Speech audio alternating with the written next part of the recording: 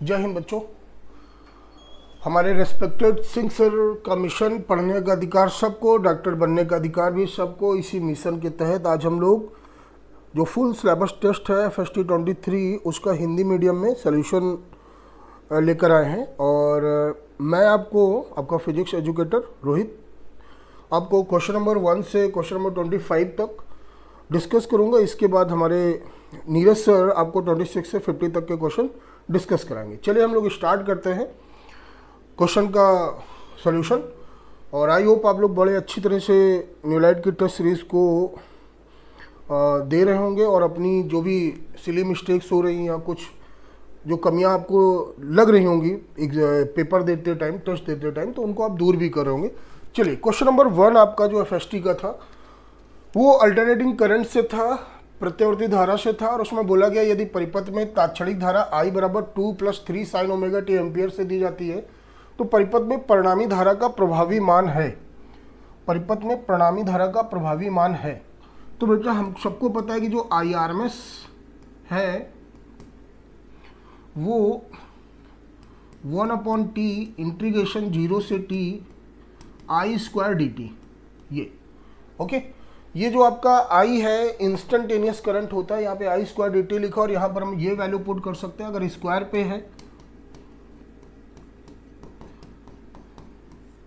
0 से t तो square open करने पर 4 + 3 sin² ωt plus 12 sin ωt dt आने वाला है। और इसको हम लोग अलग अलग लिख लें तो ये 1/t इंटीग्रेशन 0 से t 4 dt प्लस 0 से t 3 sin² ωt dt। अच्छा 3 का स्क्वायर 9 होगा बच्चों, प्लस 0 से t 12 sin ωt dt। अब देखो यहाँ से हमें पूरा सॉल्व करने की जरूरत नहीं कि हम मैथमेटिकल अप्रोच लगाने लगे, हम थोड़ा बचेंगे। हमें कुछ चीज़ें याद होनी चाहिए कि जैसे पूरी एक साइकिल की बात की जाए तो sin ωt का एवरेज वैल्यू क्या होता है, 0 होता है। तो यहाँ पे 0 से t पे जब आप इसको इंटीग्रेट करेंगे तो इसकी वैल्यू क्या हो जाएगी, 0 हो जाएगी। तो हमें सॉल्व करने की जरूरत नहीं है। और यहाँ पर जो sin² ωt का है पूरी साइकिल के लिए क्या होता है, 1/2 होता है, ठीक ना। तो यहाँ पर जब इंटीग्रेट करेंगे लिमिट के अंदर 0 से t तो sin² ωt की जो वैल्यू मिलेगी हमको क्या मिलेगी, 1/2 मिलेगी। तो जो हम लोग लिमिट अप्लाई करेंगे 1/t, इधर आ जाएगा ये 4t और इधर ये आ जाएगा 9t/2। और आप देख रहे हैं t कॉमन लेके कैंसिल आउट हो जाएगा और यहाँ से जो IRMS आएगा √17/2 एम्पियर आ जाएगा। ये अपना फाइनल आंसर होगा। और ऐसा कहाँ पे लिखा है, ऐसा ऑप्शन नंबर 1 पे लिखा है, तो ये आपका। और बहुत ही अच्छा प्यारा सा सवाल था ये अल्टरनेटिंग करंट का। और आई होप आपका अगर कोई डाउट रहा भी होगा तो दूर हो गया होगा। चलिए क्वेश्चन नंबर 2 पे चलते हैं हम लोग।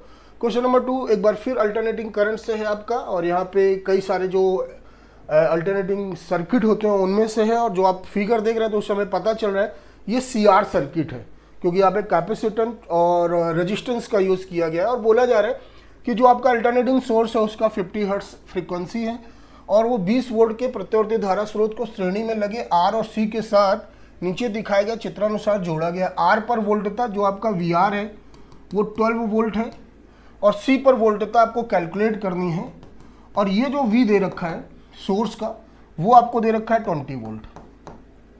हम सबको पता है कि अगर CR सर्किट की बात करते हैं तो होता क्या है कि जब R की बात करते हैं तो R में जो करंट और वोल्टेज होता है वो सेम फेज पर होते हैं, समान कला पे होते हैं। लेकिन जब हम कैपेसिटर की बात करते हैं, संधारित्र की बात करते हैं, तो यहाँ पे धारा अग्रगामी होती है वोल्टेज से, वो भी 90 डिग्री पर अग्रगामी होती है। और अगर यहाँ पे फेजर आरेख से रिलेशन बनाया जाए तो V² बराबर VR² प्लस VC², ये रिलेशन बन के आता है, ठीक है ना। अब V कितना दे रखा था 20, इसका स्क्वायर करोगे तो 400, VR आपका 144 प्लस VC² और ध्यान से देखेंगे तो VC² आ जाएगा 256 और इसका स्क्वायर रूट करेंगे तो ये 16 वोल्ट आएगा आपका। ओके, तो ऐसा कहाँ पे, ऑप्शन नंबर 2 पे लिखा है। तो क्वेश्चन नंबर 2 का ऑप्शन नंबर 2 सही था आपका। ओके, चलिए क्वेश्चन नंबर 3 कह रहा है जब एक चालक को 10 वोल्ट विभव तक आवेशित किया जाता है तो ये 50 माइक्रो कूलाम आवेश ग्रहण करता है। चालक की धारिता गणना कीजिए। इलेक्ट्रोस्टैट पे कैपेसिटर चैप्टर से था। और हम लोगों ने फार्मूला पढ़ा है Q बराबर CV, और C बराबर हो जाएगा Q अपॉन V। जैसा कि क्वेश्चन में गिवन है कि Q आपका कितना दे रखा है 50 माइक्रो कूलम, और जो आपका V दे रखा है वो 10 वोल्ट दे रखा है। जब उसको हम कैलकुलेट करेंगे तो हमारा फाइनल आंसर आने वाला है 5 माइक्रो फैरेड, और ये ऑप्शन नंबर 3 पे लिखा है, तो क्वेश्चन नंबर 3 का ऑप्शन नंबर 3 सही है आपका। क्वेश्चन नंबर 4 पे क्या कह रहा है, क्वेश्चन नंबर 4 एक बार फिर कॉम्बिनेशन ऑफ कैपेसिटर से है। अगर हम फिगर देखें, बोल रहा है कि 4 माइक्रो फैरेड के संधारित्र पर आवेश कितना होगा, आवेश कैलकुलेट करना है आपको। और यहाँ पे ध्यान से देखोगे तो 5 माइक्रो फैरेड और 1 माइक्रो फैरेड आपका पैरेलल कॉम्बिनेशन पर है, और ये आपका पैरेलल कॉम्बिनेशन पर इक्विवेलेंट या नेट कैपेसिटेंस निकालने के लिए हम लोग फार्मूला लगाते हैं C1 और C1 plus C2 plus C3 इस तरह। तो अगर एक दूसरा डायग्राम बनाए तो कुछ इस तरह का बनेगा।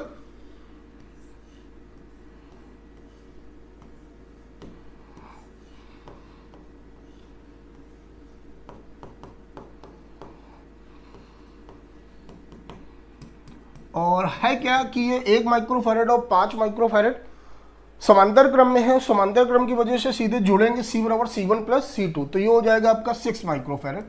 यहाँ से आप कई तरीके से सोच सकते हो। एक तरीका ये भी होता है कि 4 माइक्रो फैरेड और 6 माइक्रो फैरेड श्रेणी क्रम में, और जब श्रेणी क्रम में होता है तो C प्रोपोर्शनल टू होता है 1/V, C प्रोपोर्शनल टू होता है 1/V। तो यहाँ पर टोटल करोगे तो आएगा 10, और डिवाइड करोगे तो एक रेशियो की वैल्यू आ गई 10। तो यहाँ पर रिवर्स रिलेशन चलता है, यहाँ पे 6 वोल्ट विभवांतर होगा और यहाँ पे 4 वोल्ट होगा। अगर हम ये तरीका अपनाएंगे तो 6 गुणे 4 कितना हो जाएगा, 24 माइक्रो कूलाम हो जाएगा, हमारा आंसर दिख जाएगा, ठीक है ना। लेकिन हम एक दूसरे तरीके से भी कर सकते हैं कि ये 4 माइक्रो फैरेड और 6 माइक्रो फैरेड सीरीज कॉम्बिनेशन पर हम लोग इसकी कंबाइंड या इक्विवेलेंट कैपेसिटेंस निकालते हैं 1/C1 प्लस 1/C2 से। एलसीएम हमारा 12 हो गया, और ये ऊपर 5 आया तो C आ गया 12/5 माइक्रो फैरेड। और हम सबको पता है कि अगर सीरीज पे कंबाइंड होता है तो हर एक कैपेसिटर पर जो अमाउंट ऑफ चार्ज होता है वो सेम होता है। यहाँ पर Q बराबर हो जाएगा C इंटू V। C आपका 12/5 है, और इस पे यहाँ से यहाँ तक का वोल्टेज यही रहने वाला है 10 टू ये 24 माइक्रो कूलाम आया। तो 4 माइक्रो फैरेड पर आवेश कितना होगा, 24 माइक्रो कूलाम होगा। 6 माइक्रो फैरेड पर भी चार्ज कितना होगा, 24 माइक्रो कूलाम होगा। आपसे 4 माइक्रो फैरेड पर पूछा था तो ये 24 माइक्रो कूलाम होगा। और बच्चा ये थोड़ा ऑप्शन सही कर लेना, ये ठीक है ना। तो ये आपका क्वेश्चन नंबर 4 का 3rd ऑप्शन सही हो गया कि यहाँ पे 24 माइक्रो कूलाम होगा। ओके, चलिए क्वेश्चन नंबर 5 की बात करें तो कह रहा है 12 किलोग्राम का एक स्थिर बम विस्फोटित होकर 2 भागों में विभक्त हो जाता है।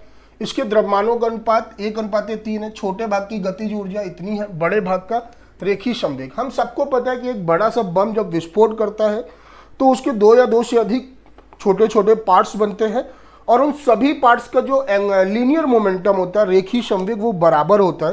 तो ये क्वेश्चन एक तरह से कंजर्वेशन ऑफ लीनियर मोमेंटम, रेखीय संवेग संरक्षण पर बेस्ड था। हम किसी भी एक पार्ट का लीनियर मोमेंटम कैलकुलेट कर लें, दूसरे पार्ट का भी वही लीनियर मोमेंटम रहने वाला है मैग्नीट्यूड पे, ठीक है ना। परिमाण में वो दोनों बराबर होंगे।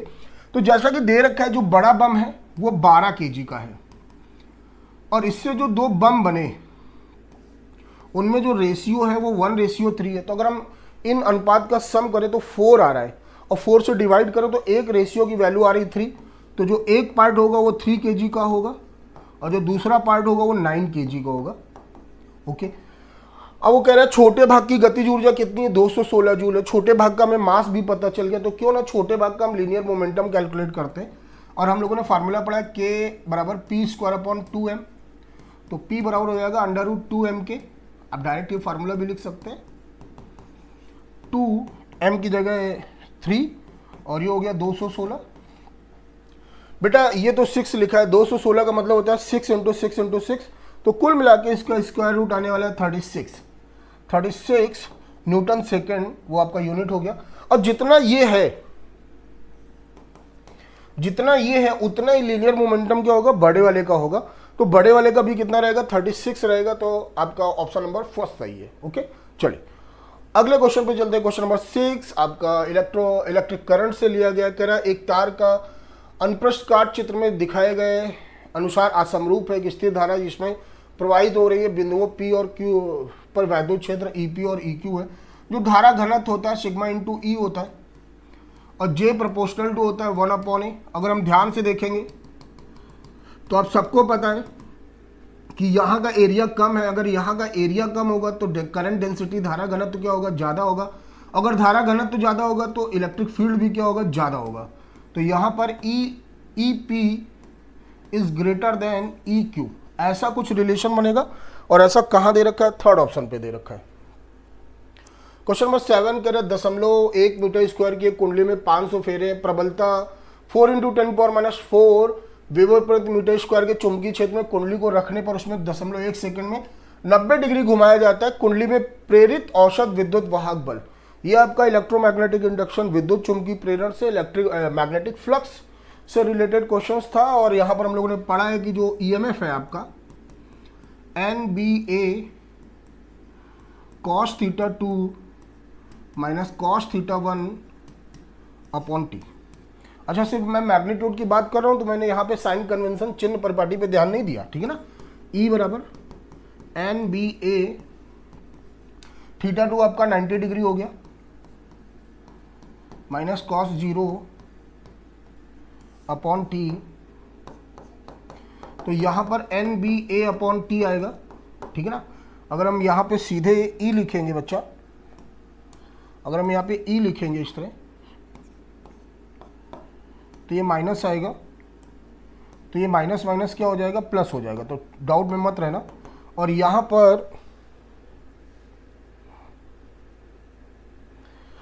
पर जो नंबर ऑफ टर्न दे रखे थे 500 दे रखे थे, और आपका जो B दे रखा था बच्चा, जो आपका B दे रखा था वो दे रखा था आपका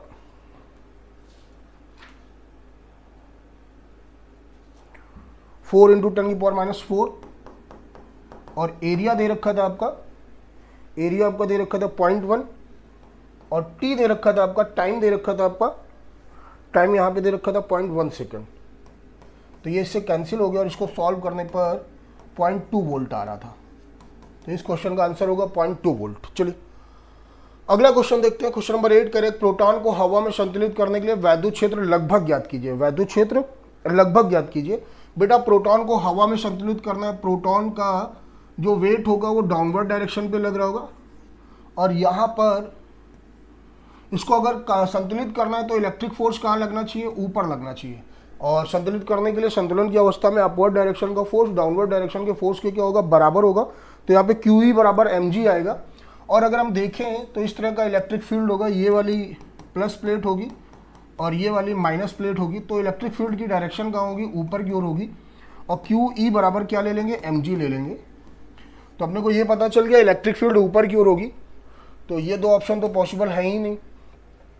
हम लोग आगे कैलकुलेट करते हैं। E बराबर आएगा mg अपॉन Q। तो जब ध्यान से देखोगे, m आपका मास ऑफ प्रोटॉन -27, g आपका 9.8 अपॉन q आपका 1.6 इंटू 10⁻⁹। और जब आप इसको सॉल्व करेंगे बच्चा, और जब इसको सॉल्व करेंगे आप, तो ये -19 ऊपर जाएगा तो प्लस का हो जाएगा। तो यहाँ पे क्या आएगा, 10⁻8 आएगा। और जब ये इसको और भी सॉल्व करेंगे तो पावर थोड़ा सेट होगी, तो फिर ये आपका 10⁻7 के क्लोज जाएगा, ठीक है ना। तो ये आपका सही आंसर होगा 10⁻7 न्यूटन पर कूलम ऊपर की ओर। ओके, आप सॉल्व कर लेना। चलिए क्वेश्चन नंबर 9 कह रहा है एक समरूप वैद्युत क्षेत्र E x दिशा में यदि 0.2 कूलम के आवेश को x अक्ष के साथ 60 डिग्री का कोण बनाने वाली रेखा पर 2 मीटर दूर तक चलाया जाए तो कार्य का मान 4 जूल होगा। देखो इलेक्ट्रिक फील्ड क्या है, ये 60 डिग्री दे रखा है, और यहाँ पर ये जो डिस्प्लेसमेंट हो रहा है वो 2 मीटर हो रहा है, ठीक है ना। अगर हम बात करें चार्ज कितना दे रखा है 0.2, तो उस पर जो फोर्स लगेगा पॉजिटिव चार्ज पर, धनात्मक आवेश पर जो बल लगता है वो वैद्युत क्षेत्र की दिशा में लगता है। तो ये हो गया वैद्युत बल QE, और ये आपका डिस्प्लेसमेंट हो गया। डिस्प्लेसमेंट और वैद्युत बल के बीच का फोर्स कितना, सॉरी एंगल कितना है, 60 डिग्री है। तो यहाँ पे जो वर्क आएगा W बराबर FD cos 60, और F की जगह लिख दिया QED cos 60, और यहाँ पे वैल्यू पुट की, Q की वैल्यू दे रखी है 0.2, E की वैल्यू दे रखी है आपको, E की वैल्यू, अच्छा E की वैल्यू कैलकुलेट करनी है, W की वैल्यू 4 दे रखी है, और D की वैल्यू दे रखी है 2, cos 60 होता है 1/2, ये इससे कैंसिल हो गया। ई बराबर आ गया 20 न्यूटन पर कूलम। तो इस हिसाब से आपका फोर्थ ऑप्शन सही होगा। क्वेश्चन नंबर 10, एक आयत की लंबाई व चौड़ाई क्रमशः 5.5 प्लस माइनस 0.1 सेंटीमीटर एवं 2.5 प्लस माइनस 0.1 सेंटीमीटर है। त्रुटि सीमा के साथ आयत के क्षेत्रफल की गणना कीजिए, है ना। एरर से क्वेश्चन लिया गया ये आपका। तो सबसे पहले ए निकालते हैं। ए बराबर होता है एल इंटू बी। तो ए बराबर 5.5 इंटू 2.5 कैलकुलेट करेंगे हम लोग। 125 करी कर गया 12, 13.75 सेंटीमीटर स्क्वायर, ये आपका एरिया आ गया। और जब हम इसको रिलेटिव एरर के फॉर्म पे लिखते हैं तो यहाँ पर फॉर्मूला बनता है डेल्टा ए अपॉन ए बराबर delta L upon L plus delta B upon B.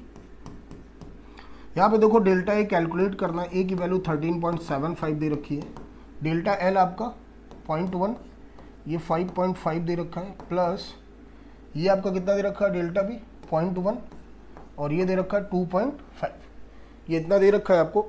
जरा सॉल्व करते हैं हम लोग। डेल्टा ए अपॉन 13.75, एलसीएम आया 5.5 इंटू 2.5, इधर आ जाएगा 0.25, इधर आ जाएगा 0.55। अच्छा, ये जो वैल्यू लिखी है ध्यान से देखो, तो ये यही लिखी, तो ये इससे क्या हो जाएगा, कैंसिल हो जाएगा। तो डेल्टा ए बराबर आ गया 0.8। ओके, ये आपका सेंटीमीटर स्क्वायर आया। अच्छा, यहाँ पे ध्यान से देखो, यहाँ पे सिग्निफिकेंट फिगर कितने हैं, 2 है। यहाँ पे सिग्निफिकेंट फिगर कितने हैं, 2 है। तो जो अपना आंसर आने वाला है 2 सिग्निफिकेंट फिगर के साथ होगा। डेसिमल के बाद देखते हैं 5 से बड़ा है, तो इसको अगर सिग्निफिकेंट फिगर या सिग्निफिकेंट थियरी के हिसाब से लिखेंगे तो 14 लिखेंगे, और जो लिमिट आएगी, एरर लिमिट आएगी, वो 0.4 हो जाएगा। तो अपना जो फाइनल आंसर आने वाला है 14 प्लस माइनस 0.8 सेंटीमीटर स्क्वायर, कुछ ऐसा आने वाला है। और ऐसा कहाँ पे दे रखा है, ऑप्शन नंबर 2 पे दे रखा है। तो क्वेश्चन नंबर 10 का ऑप्शन नंबर 2 से हुआ। चलिए चलते हैं क्वेश्चन नंबर 11 पे। 1 डायमेंशनल मोशन पे ग्राफ दे रखा है। देखो ये स्ट्रेट लाइन वाला जैसे जो ग्राफ दिख रहा है वो बी का है, और ये वाला ग्राफ ए का है।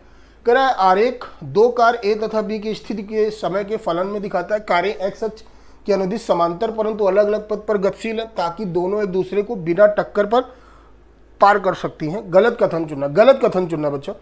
पहला कथन कह रहा है कार बी कार ए को समय t1 पर पार करती है। जरा ग्राफ देखिए, ये जो ग्राफ दिख रहा है आपको, ये स्ट्रेट लाइन, ये बी का है, और ये वाला ग्राफ किसका दिख रहा है, ए का। ध्यान से देखो, अभी कार बी जो है वो कार ए से आगे है। अब कार ए यहां से चलना शुरू करे तो ये जो कार ए है ये बी को क्या करेगी, t1 टाइम में ओवरटेक कर जाएगी। कार बी को समय t1 पर ओवरटेक कर जाएगी। ये कहानी है t1 की, ठीक है ना। और आपको गलत कथन चुनना है। जरा पहले पे क्या लिखा है, कार बी कार ए को समय t1 पर पार करेगी। जरा मैंने जो स्टेटमेंट लिखा है, जो क्वेश्चन में स्टेटमेंट लिखा है, जरा ध्यान से देखिए, तो आपको ये स्टेटमेंट गलत दिख रहा होगा। ओके, और आपसे गलत ही पूछा गया है। तो यहां पे जो सही ऑप्शन होगा वो पहला ही हो गया कि गलत कथन चुनना था, तो ये कथन गलत हो गया। मैं और भी चेक कर देता हूं। कह रहा समय t3 पर कार बी तेज चलती है। अब ये डिस्प्लेसमेंट टाइम ग्राफ है, विस्थापन समय ग्राफ है। इसका जो स्लोप होता है वो वेलोसिटी को रिप्रेजेंट करता है। तो मैं अगर इस पॉइंट पर टेंजेंट बनाता हूं t3 पर, तो ये एंगल आना है। और अगर मैं बात करूं ए की बात करूं, तो ए के लिए जो एंगल आएगा, आप देख रहे हो ए का एंगल छोटा है, और बी का एंगल बड़ा है। तो tan में एंगल बड़ा होगा तो वैल्यू भी क्या होगी, बड़ी होगी।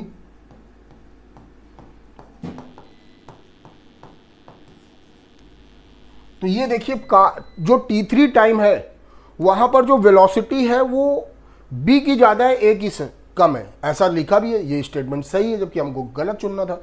कह रहा समय t2 पर दोनों कारों का वेग समान हो सकता है। t2 पर अगर आप देखेंगे तो बच्चा जो स्लोप आ रहे हैं वो लगभग बराबर आ रहे हैं। तो यहां पर आपका जो वेलोसिटी भी होगा वो भी क्या होगा, समान होगा। तो ये स्टेटमेंट भी सही है। कह रहे कार ए का आलेख दिखाता है कि कार ए मंदित हो रही है। अगर हम यहां पे बात करें किसी भी पॉइंट पर, ये एंगल आ रहा है। अगर हम इस पॉइंट की बात करें, ये एंगल आ रहा है। आप देख रहे हो एंगल धीरे धीरे क्या हो रहा है, डिक्रीज हो रहा है। तो जो ए की गति वो धीरे धीरे क्या हो रही, घट रही है, और ऐसा ही तो लिखा गया कि मंदित हो रही। तो ये जो सेकंड थर्ड फोर्थ है ये ऑप्शन सही है। पहला ऑप्शन क्या है, गलत है, हमें गलत पे टिक करना था, तो हमारा सही जवाब होगा according to question first. Okay, तो आई होप आपको क्लियर हुआ होगा। क्वेश्चन नंबर 12 की बात करें, कह रहे प्रक्षेप का गति का समीकरण y बराबर 12x माइनस 3/4x²। तो कण की परास होगी। बेटा एक बात बताओ, परास के लिए हम यही बात तो करते हैं, ये बात करते हैं ना। तो परास पे आप देख रहे हो कि यहां पर आप देखोगे तो y की वैल्यू क्या होगी, 0 हो रही, क्योंकि हमेशा परास x एक्सिस पर हम लोग इधर मेजर कर रहे होते हैं। तो यहां पर हम y की जगह क्या रख देंगे, 0 रख देंगे।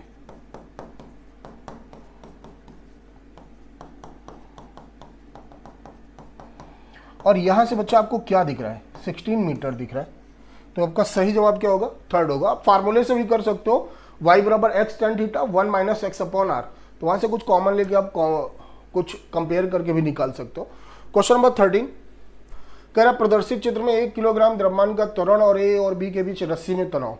हम थोड़ी देर के लिए इसको एक संयुक्त पिंड मान लेते हैं। तो ये 4 हो गया, ये 3 हो गया, मोशन इधर की ओर हो रहा होगा।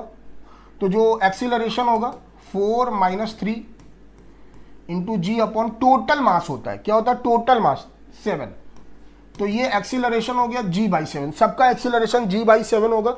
अगर हम बात करें 1 किलोग्राम द्रव्यमान का, तो इसका एक्सीलरेशन g/7 होगा, वो भी डाउनवर्ड होगा, नीचे की ओर होगा। अब अगर इसका एफबीडी बनाए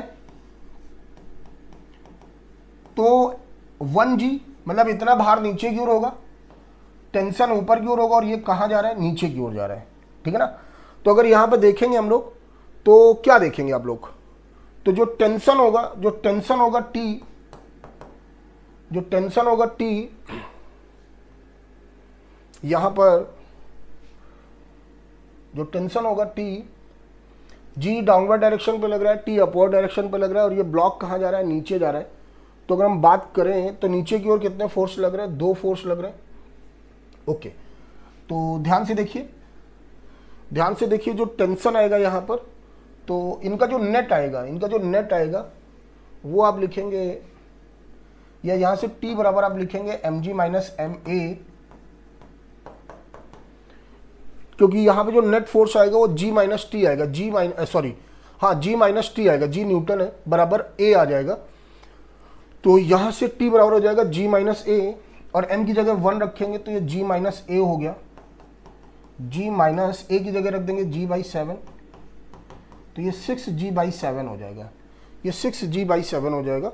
और ऐसा कहाँ दे रखा है, ऑप्शन नंबर 3 पे दे रखा है। तो थोड़ा ध्यान रखिएगा, यहाँ पे जब नेट फोर्स निकालेंगे तो g माइनस टी लिखेंगे, क्योंकि ये चलो इतना लिख देते हैं, एम जी लिख देते हैं। तो mg माइनस टी बराबर m इंटू ए, mg माइनस टी बराबर m इंटू ए।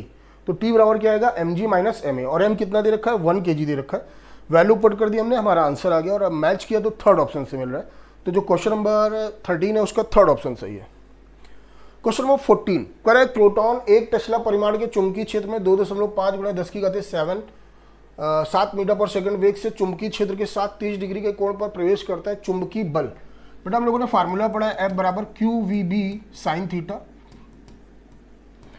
प्रोटॉन है 1.6 इंटू 10⁻⁻19, वेलोसिटी दे रखी 2.5 इंटू 10⁻7, और चुंबकीय क्षेत्र दे रखा है 1, एंगल कितना दे रखा है 30 डिग्री, साइन 30 की वैल्यू होती है 1/2।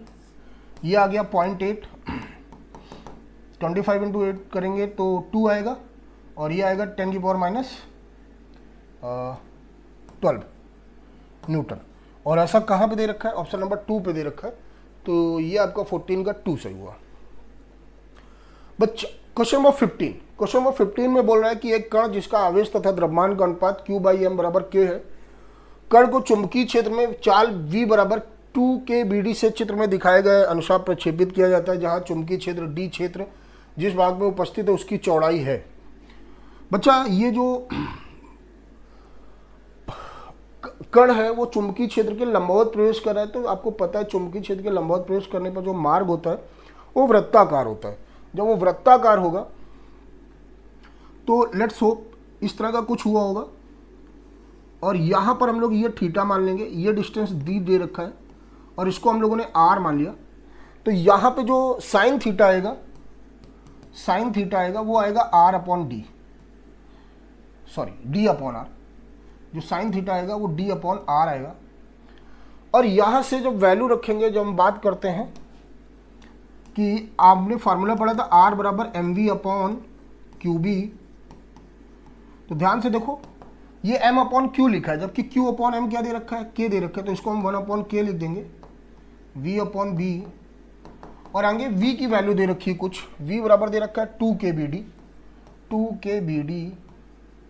अपॉन b, b से b कैंसिल हो गया, k से k कैंसिल हो गया, r बराबर क्या आया 2d। इस r की वैल्यू को मैं यहाँ रखूँगा तो साइन थीटा बराबर आ जाएगा 1d अपॉन 2d 1/2, तो थीटा बराबर क्या आ जाएगा आपके पास 30 डिग्री आ जाएगा। 30 डिग्री बोले तो π/6। और हमें पता है कि जो टाइम होता है, टाइम लेंथ ऑफ आर्क, चाप की लंबाई इनटू टाइम होता है, सॉरी इनटू वेग होता है या चाल होता है। तो टाइम निकालना, चाप की लंबाई होता है कोण बटे कोण इंटू त्रिज्या, कोण आपका क्या दे रखा है π/6 इंटू आर अपॉन वी। अब हमें आर का फार्मूला रखना है M V upon Q B into 1 upon V, V से वी कैंसिल हो गया। एक बार फिर देखो क्यू बाई एम की जगह के लिखेंगे, यहाँ पे एम बाई क्यू लिखा है, तो ये π/6 आ जाएगा। और ये अपना टाइम हुआ, और ऐसा कहाँ पे दे रखा है π/6 ये दे रखा है ऑप्शन नंबर सेकंड पे। तो ये जो क्वेश्चन नंबर 15 है बहुत ही प्यारा सवाल था। थोड़ा सोचना था शुरुआत में हमें कि रेडियस किस तरह कैलकुलेट होगी और थीटा किस तरह होगा, तो वो कैलकुलेट करके हम लोग आसानी से सॉल्व कर सकते थे। क्वेश्चन नंबर 16, एक इलेक्ट्रॉन की गति की दिशा के लंबवत दिशा में एक समान चुंबकीय क्षेत्र कार्यरत है। परिणाम स्वरूप इलेक्ट्रॉन 2 सेंटीमीटर त्रिज्या के वृत्ताकार मार्ग पर गति करता है। यदि इलेक्ट्रॉनों की चाल दोगुनी कर दी जाए तब वृत्ताकार मार्ग की त्रिज्या, बेटा फार्मूला आप लोगों ने अभी अभी लिखा था आर बराबर M V upon Q B, और यहाँ से देख रहे हो आर प्रोपोर्शनल टू क्या होता है वी होता है, तो R1 अपॉन R2 बराबर V1 अपॉन V2, पहले 2 था अब R2, अब वेलोसिटी आपने क्या किया डबल किया है, तो यहाँ से R2 बराबर हो जाएगा 4 सेंटीमीटर। और ऐसा कहाँ दे रखा है, थर्ड ऑप्शन पे दे रखा है, तो क्वेश्चन नंबर 16 का थर्ड सही है। क्वेश्चन नंबर 17 में आपसे बोला जा रहा है कि एक 75 ग्राम द्रव्यमान के चुंबक के चुंबकीय आघूर्ण का मान 9 × 10⁻⁷ एम्पियर मीटर स्क्वायर है। यदि चुंबक के पदार्थ का घनत्व 7.5 × 10³ किलोग्राम पर मीटर क्यूब है, तो चुंबक की तीव्रता होगी, चुंबकन तीव्रता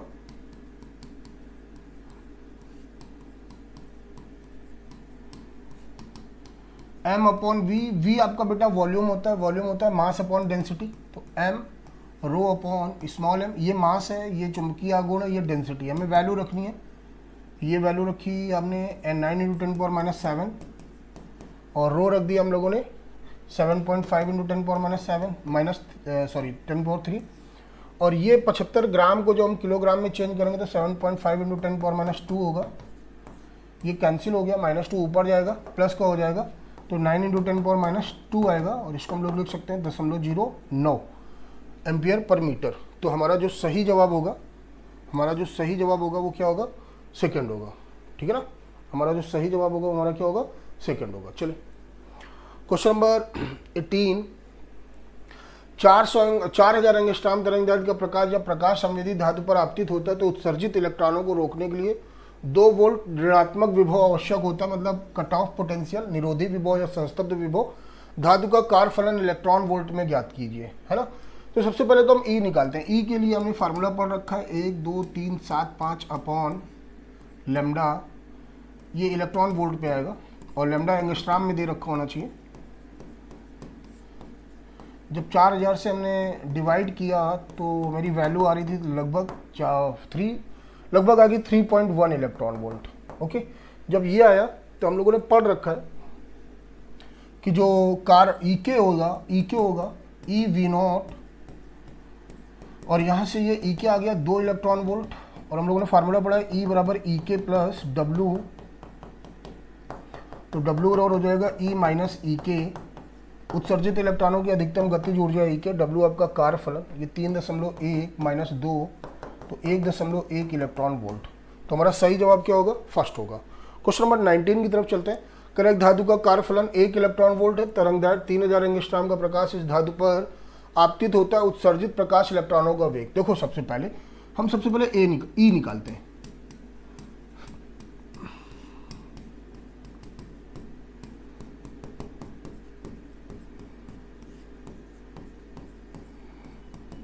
अगर हम डिवाइड करें 4 आया, कितना 375 बचा, डेसिमल पॉइंट 0 बढ़ाया, 1 टाइम्स जाएगा, फिर 2 टाइम्स जाएगा, फिर 5 टाइम्स जाएगा।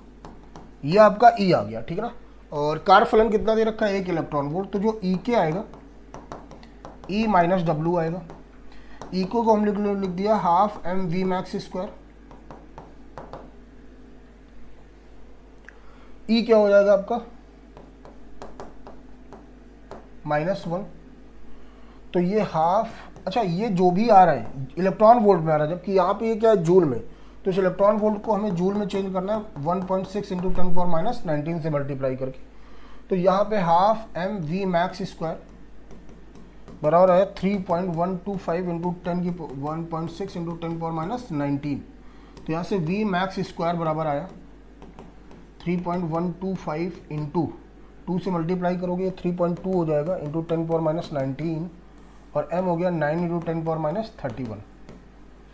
वी मैक्स बराबर हो जाएगा √3.25 इंटू 3.2 इंटू 10⁻19 अपॉन 9 इंटू 10⁻31। बच्चा ध्यान से देखो, ये 3.125 लिखा है, ये 3.2 लिखा है, तो इसको हम लोग लगभग 3.2 मान सकते हैं, क्योंकि हमने देखो नीचे भी इलेक्ट्रॉन का आवेश 9.1 की जगह 9 लिया है, ठीक है ना, क्योंकि हम कैलकुलेशन थोड़ा अप्रोक्स कर सके, टाइम अपना बचा सके।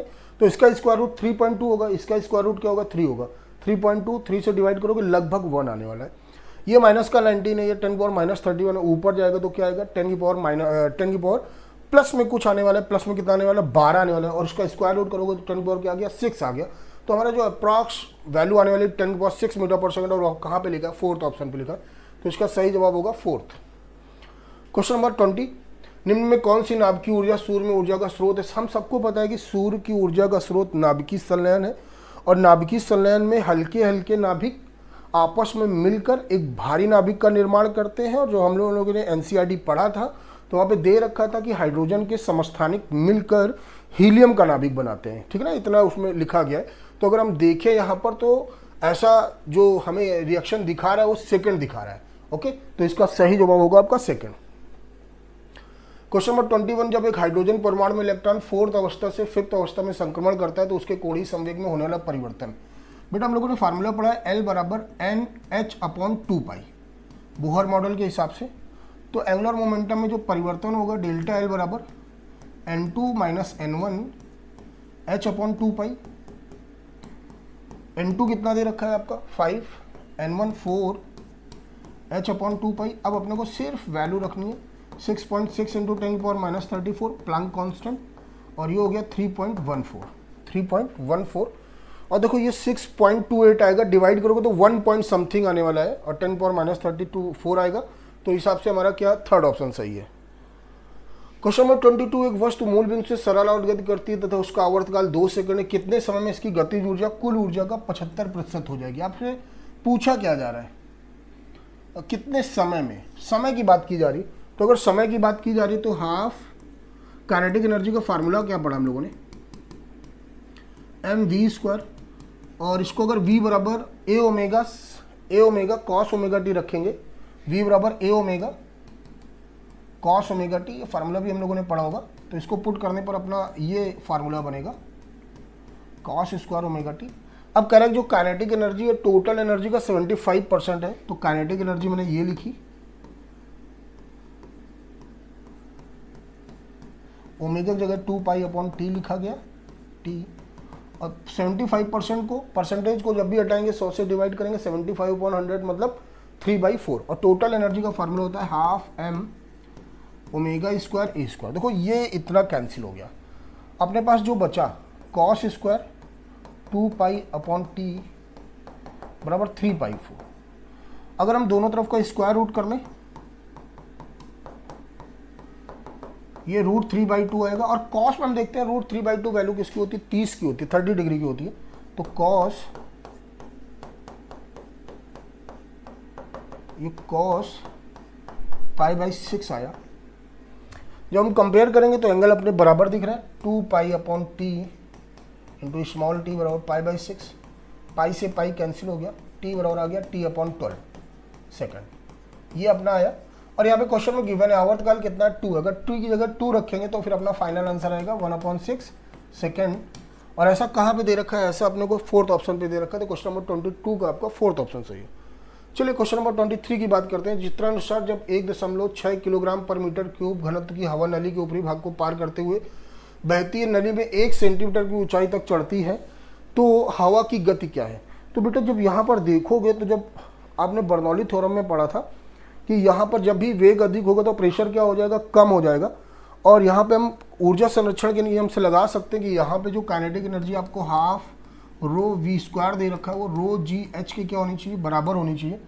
अच्छा यहाँ पे जो रो है, यहाँ पे जो रो है आपका बच्चा, तो यहाँ पर ये जो हवा है ये रो आपका एयर का होगा और ये जो रो है वो वाटर चल रहा है, तो ये रो डेंसिटी ऑफ वाटर होने वाली है। तो यहाँ से जो वी आएगा आपका बच्चा वो आएगा √2 rho W G H upon rho A. ये अब हमें यहाँ पे वैल्यू पुट करनी है। वाटर की डेंसिटी आप सबने पढ़ी होगी, 10 की पावर कितनी होती है, 3 होती है। और h कितना दे रखा है और डेंसिटी ऑफ एयर कितना दे रखा है क्वेश्चन में, 1.6 दे रखा है। तो ये 10 की पावर 3 हो गया, जी 10 ले लिया। और हाइट कितनी दे रखी है, 1 सेंटीमीटर। 1 सेंटीमीटर मतलब 10 की पावर -2 मीटर। और ये 1.6 दे रखा है। ध्यान से देखो, ध्यान से जब देखेंगे हम लोग तो ये 10 की पावर 3 10 की पावर -2 सेट हो गया, 10 बनेगा। तो ये 10 का स्क्वायर हो गया और ये 2 हो गया। तो 10 का स्क्वायर से तो स्क्वायर रूट बाहर आ जाएगा, तो कितना आएगा, 10 आएगा। 10 आएगा तो यहाँ पे 10 आया। और जब यहाँ से देखेंगे तो हम लोग इसको ऐसे लिखेंगे 20/16। तो ये बाहर आया, 16 का आ गया 4 और 20 को लिख दिया 4 × 5 तो 2√5 आया। ये डिवाइड करोगे और ये आया, तो v बराबर 5√5 आ रहा है। और ऐसा कहाँ पे दे रखा है, फोर्थ ऑप्शन पे दे रखा है। तो बेटा जो 23 का सही ऑप्शन है वो फोर्थ ऑप्शन सही है। चलिए क्वेश्चन नंबर 24 कह रहा है कि एक केस नली की त्रिज्या 2 × 10⁻³ है, 6.2 × 10⁻⁴ भार का पानी केस नली में स्थिर रह सकता है। तब पानी का पृष्ठ तनाव, जब इस तरह का केस नली होता है आपका और पानी ऊपर चढ़ रहा होता है तो हम यहाँ पे मेनिस्कस पे देखते हैं कि जो टेंशन होता है इस तरह का, तो उस पर जो ऊपर की ओर जो फोर्स लगता है हर एक पॉइंट पर, है ना, हर एक पॉइंट पर, तो हर एक पॉइंट पर फोर्स लगता है T cos theta upward direction पर, T cos theta upward direction पर। और सरकमफ्रेंस हमने कितना ले लिया, 2πr। और यही जो फोर्स है अपवर्ड डायरेक्शन पे 2πr टी कॉस थीटा, ये इस कैपिलरी में जो लिक्विड चढ़ा हुआ है उसके वेट को क्या करता है, एडजस्ट करता है, मैनेज करता है, संतुलन में रखता है। तो ये आपका कैपिलरी कॉन्सेप्ट से ये फार्मूला बनता है। और अपने को क्या निकालना था, पृष्ठ तनाव टी निकालना था। अच्छा यहाँ पे पानी की बात हो रही तो थीटा कितना हो जाएगा, 0 हो जाएगा। तो ये 2πr × टी बराबर mg हो गया। और ये mg है क्या, वेट है जो आपको डायरेक्ट दे रखा है। तो टी बराबर हो जाएगा वेट भार अपॉन 2πr। वेट कितना दे रखा है, 6.2 × 10⁻⁴ अपॉन 2। पाई कितना दे रखा है, 3.14। और बच्चा आर कितना दे रखा है, आर दे रखा है 2 × 10⁻³ अगर बेटा ध्यान से देखोगे तो 3.14 × 2 करोगे तो 6.28 आएगा। ऊपर 6.2 लिखा है तो मेरे हिसाब से तो लगभग बराबर है, चला जाएगा। ये ऊपर जाएगा 10⁻⁻1 बनेगा तो टी बराबर आएगा 10⁻⁻1/2। ये लगभग अप्रॉक्स में कैंसिल आउट हो जाएंगे। और इसको सॉल्व करने पर क्या आएगा, 5 × 10⁻² न्यूटन पर मीटर। और ऐसा कहाँ दे रखा है, सेकंड ऑप्शन पे दे रखा है। तो 24 का आपका सेकंड ऑप्शन सही होगा। चलिए क्वेश्चन नंबर 25, एक व्यक्ति स्थिर समतल दर्पण की ओर 15 मीटर पर सेकंड के वेग से गति करता है। प्रतिबिंब का वेग दर्पण के सापेक्ष होगा। वी इमेज निकालना है, VO। और समतल दर्पण की बात कर रहे हैं तो समतल दर्पण के लिए m बराबर 1 होता है। तो जो V इमेज होगा माइनस VO हो जाएगा। और यहाँ पर स्थिर जो आपका V इमेज है वो प्रतिबिंब का जो चाल होगा -15, माइनस साइन बता रहा है कि डायरेक्शन एक दूसरे के अपोजिट होंगी। मैग्नीट्यूड में 15 मीटर पर सेकंड होगा। हाँ लेकिन यहाँ पे दर्पण के सापेक्ष दे रखा है तो हमारा आंसर क्या होगा, 15 मीटर पर सेकंड। अगर यहीं पे आपसे वस्तु के सापेक्ष पूछता, क्या पूछता, वस्तु के सापेक्ष, तो अपना आंसर हो 30 मीटर पर सेकंड। तो यहाँ पे इस क्वेश्चन के हिसाब से सही ऑप्शन क्या, सेकंड है। तो ये मैंने आपको 1 से 25 तक के कुछ क्वेश्चंस का सोल्यूशन दिए, और इसके बाद आपको नीरज सर आगे के क्वेश्चंस का सॉल्यूशन करेंगे। तो आई होप आपको अगर कोई क्वेरी रही होगी तो आपका डाउट दूर हो गया होगा। फिर मिलते हैं हम किसी एफएसटी या किसी भी पेपर के सोल्यूशन में, ठीक है। तब तक के लिए जय हिंद। गुड इवनिंग सबको बेटा, नमस्कार। बेटा आपने एफएसटी का पेपर दे दिया, ठीक है। 1 to 25 आपने देख लिया। अब हम 26 to ऑनवर्ड क्या है डिस्कस करेंगे, ठीक है बेटा। चलिए आइए स्टार्ट करते हैं हम लोग। यहाँ से अगर क्वेश्चन नंबर 26 बेटा देखो क्या कह रहा है। क्वेश्चन नंबर अगर 26 की हम बात करें तो ज़रा देखिएगा, ये भाई साहब ये कह रहे हैं, देखो बेटा क्वेश्चन हमसे कहा जा रहा है यहाँ पे, एक पात्र को पानी का जो म्यू दिया 4/3 है से 1 मीटर की ऊंचाई तक भरा जाता है, तो पानी की सतह पर उस चकती का व्यास निकाले जिससे प्रकाश बाहर बेटा क्या है निकलेगा, ठीक है। तो आपको क्या करना है, कुछ नहीं करने को, ध्यान से अगर आपको फार्मूला याद हो रेडियस का h/√, बोलो बेटा क्या होता है, μ² माइनस क्या होता है 1 होता है, ठीक है। ये फार्मूला आपको आता होगा, ठीक। अब एक्चुअली पूछा क्या बेटा, डायमीटर पूछा है, कोई बात नहीं। तो रेडियस का बोलो हम क्या करेंगे, डबल करेंगे, ठीक है। रेडियस का बोलो क्या कर देंगे, डबल कर देंगे, ठीक। चलिए यहाँ से, तो यहाँ से ज़रा एक काम करते हैं, वैल्यू पुट करते हैं। यहाँ पे देखो बेटा, यहाँ पे जो आपको वैल्यू दी गई है, ठीक है, जैसा कि आप देख पा रहे हैं, यहाँ पे वैल्यू पुट किया जाए। म्यू की वैल्यू बोलो क्या है, 4/3 है, 4/3 है। एच की वैल्यू बेटा बोलो क्या है, यहाँ पे 1 है ना, 1 मीटर, ठीक है। एच की वैल्यू क्या है 1, तो यहाँ से 1/√4/3 का स्क्वायर माइनस बोलो क्या हो गया 1 हो गया। तो यहाँ से 1/√, बोलो क्या होगा 16/9 माइनस 1। तो यहाँ से बेटा आपको दिस विल बी 7 बोलो क्या हो गया 9 हो गया, ठीक है। ये √9 बेटा क्या है बाहर आएगा, तो यहाँ से 1/, जरा देखना, √7 क्या होगा 3। ये 3 बेटा कूद के कहाँ आएगा, ऊपर आएगा, ठीक है। तो यहाँ से जो रेडियस की वैल्यू होगा 3/, बोलो क्या होगा √7 होगा। यार रेडियस नहीं पूछा बेटा आपसे, डायमीटर पूछा है, व्यास पूछा है, इसका डबल कर दीजिए। तो डायमीटर बेटा क्या होता है 2 × r होता है। तो यहाँ से 2 × 3/, क्या √7। तो यहाँ से 6/√7 बेटा क्या आ जाएगी वैल्यू। तो दिस विल बी 6/√7। ये बेटा आपका आंसर क्या हो जाएगा, थर्ड हो जाएगा। क्या हो जाएगा आपका आंसर, थर्ड हो जाएगा, ठीक है। इस तरह से फार्मूला बेस्ड क्वेश्चन बेटा आसानी से क्या है कर सकते हैं।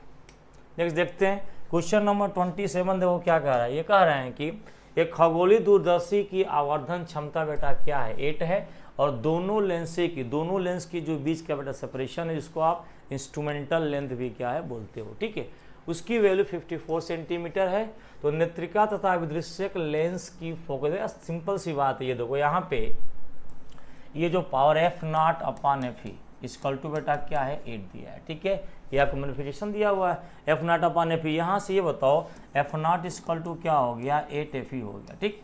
दूसरा कह रहा है कि उनके बीच दोनों लेंस के जो बीच का बेटा सेपरेशन है डेट इज F0 + Fe की वैल्यू आपको क्या दिया गया है बोलो 54 दिया गया है। तो इसमें से किसी को भी आप क्या करिए पुट करिए। मान लो हमने F0 को पुट कर दिया, कोई दिक्कत नहीं। तो F0 की वैल्यू 8Fe प्लस बेटा Fe इक्वल टू क्या है, Fe क्या है आई पीस का है फोकल लेंथ, और FO क्या है ऑब्जेक्टिव का है, आपको पता ही है। तो यहाँ से 9Fe इक्वल टू बेटा क्या होगा 54। तो फोकल लेंथ ऑफ IC आपका बोलो कितना हो गया, दिस विल बी 6 बोलो क्या हो गया सेंटीमीटर, ठीक है। यहाँ से ऑब्जेक्टिव का निकालो, इसे पुट कर दो यहाँ पे F0 + Fe इक्वल टू क्या है 54 है, और बेटा यहाँ F0 Fe की वैल्यू बेटा क्या है 6 इक्वल टू क्या है 54।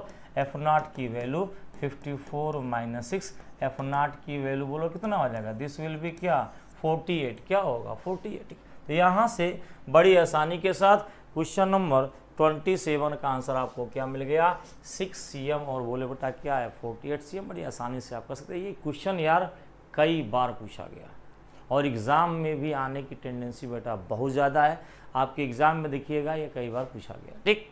चलो नेक्स्ट करते हैं क्वेश्चन नंबर 28। तो वो क्या कह रहा है, क्वेश्चन नंबर 28 कह रहे हैं, यहाँ पे जरा गौर फरमाइएगा। कह रहे हैं कि पश्च बायसित PN संधि डायोड में भंजन की संभावना किसके कारण अधिक होती है यदि अपमिश्रण क्षमता कम है। तो यार ये बताओ यहाँ से अगर हम रिवर्स बायस की बात करें, किसकी बात करें बेटा, अगर हम रिवर्स बायस की बात करें तो यहाँ से आप देख सकते हो अब मिश्रण सांद्रता कम है तो अल्पसंख्यक आवेश वाहकों की उच्च वेग के कारण, बिल्कुल सही है ये बेटा, ए ऑप्शन आपका बिल्कुल क्या है, सही है। ठीक है, ये देखो यदि अब मिश्रण सांद्रता अधिक है तो ये बेटा गड़बड़ है आपका, गलत है। सी देखो अब मिश्रण सांद्रता कम है तो अवक्षय परत क्षेत्र में, बिल्कुल गड़बड़ है, गड़बड़ है, गलत है।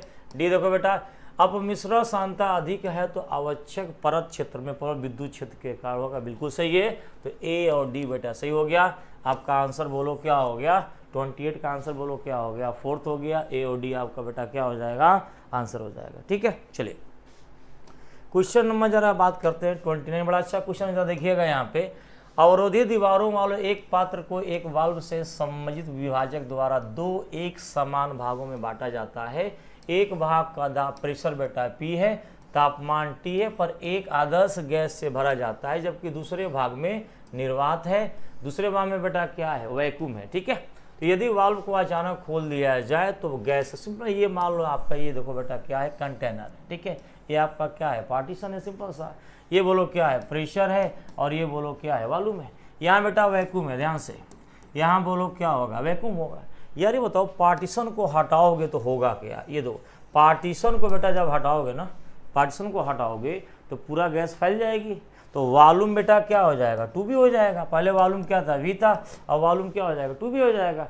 प्रेशर ऑब्वियस सी बात है पहले से बेटा कम होगा। यहाँ P है तो यहाँ बोलो क्या हो जाएगा, P डैश हो जाएगा। क्या हो जाएगा, P डैश हो जाएगा, सिंपल सा। टेम्परेचर क्या रहेगा सिम, तो यहाँ से PV इक्वल टू बेटा P डैश इंटू क्या हो गया 2B, यहाँ से P डैश की वैल्यू क्या हो गया P/2। इस तरह से आपका आंसर बोलो बेटा क्या, P/2, और टेम्परेचर बेटा क्या रहेगा, वही रहेगा। तो यहाँ से 29 का आंसर बोलो क्या आ गया, 1 आ गया। ठीक है, अब जरा आगे देखते हैं क्वेश्चन नंबर 30। जरा देखिए, कुछ नहीं कर, बड़ा आसान क्वेश्चन है। 20 सेंटीमीटर और 20.5 सेंटीमीटर लंबाई के दो बंद आर्गन, बेटा क्लोज्ड आर्गन पाइप है, ओपन नहीं है, 5 विस्पन पर सेकेंड उत्पन्न करते हैं। दोनों आर्गन पाइप की आवृत्ति ज्ञात या फ्रीक्वेंसी बताना है। सिंपल से बताओ, क्लोज्ड आर्गन पाइप की फ्रीक्वेंसी की बात करें तो V/, बेटा क्या होता है, 4L1 होता है, पता है ना आपको। ये बताओ यहाँ पे जो डिफरेंस दिया गया, ध्यान देना, यानी यहाँ पे N1 की वैल्यू क्या होगा, V/ क्या होगा 4L1, N2 की वैल्यू बेटा क्या होगा 4 क्या होगा L2, आपको पता है। या जब फ्रीक्वेंसी का रेशियो निकालोगे N1/N2 तो ये बोलो क्या होगा, L2/ बेटा क्या हो जाएगा, N1 हो जाएगा, राइट। अब ये बताओ यहाँ पे लंबाई जरा देखो तो, L1 की वैल्यू बेटा बोलो कितनी है, L1 की वैल्यू जरा बताइए बेटा कितनी है। यहाँ पे L1 की जो वैल्यू है आपकी, दिस विल बी 20 cm है ना। L2 की वैल्यू 20.5 है, तो N1/N2 यहाँ पे 20.5 है, और नीचे बेटा क्या है 20 है, दोनों cm में चलने दीजिए। तो यहाँ से N1/N2 की वैल्यू 205, और ये बेटा दो, ये जानते हो क्या, आप उसकी इंडिविजुअल क्या मान लो, फ्रिक्वेंसी मान लो। ये जो रेशियो आप कर रहे हो बिंदास, आप इसको कुछ मत करिए, आप इसको बेटा N1 बोल दीजिए, इसको N2 बोल दीजिए। बताओ डिफरेंस कितना आया बेटा, बोलो 205 - 200, तो डिफरेंस बोलो कितने का आएगा, 5 का आएगा। कितने का आएगा, 5 का आएगा। ठीक है, तो यहाँ से आंसर बोलो क्या होगा, दिस विल बी 200 and 205। ये बेटा आपको क्या है, रेस्पेक्टिव क्या है, फ्रिक्वेंसी क्या है, आपको यहाँ से मिल जाएगी, क्या है आपको मिल जाएगी। ठीक, बहुत ही आसान क्वेश्चन है।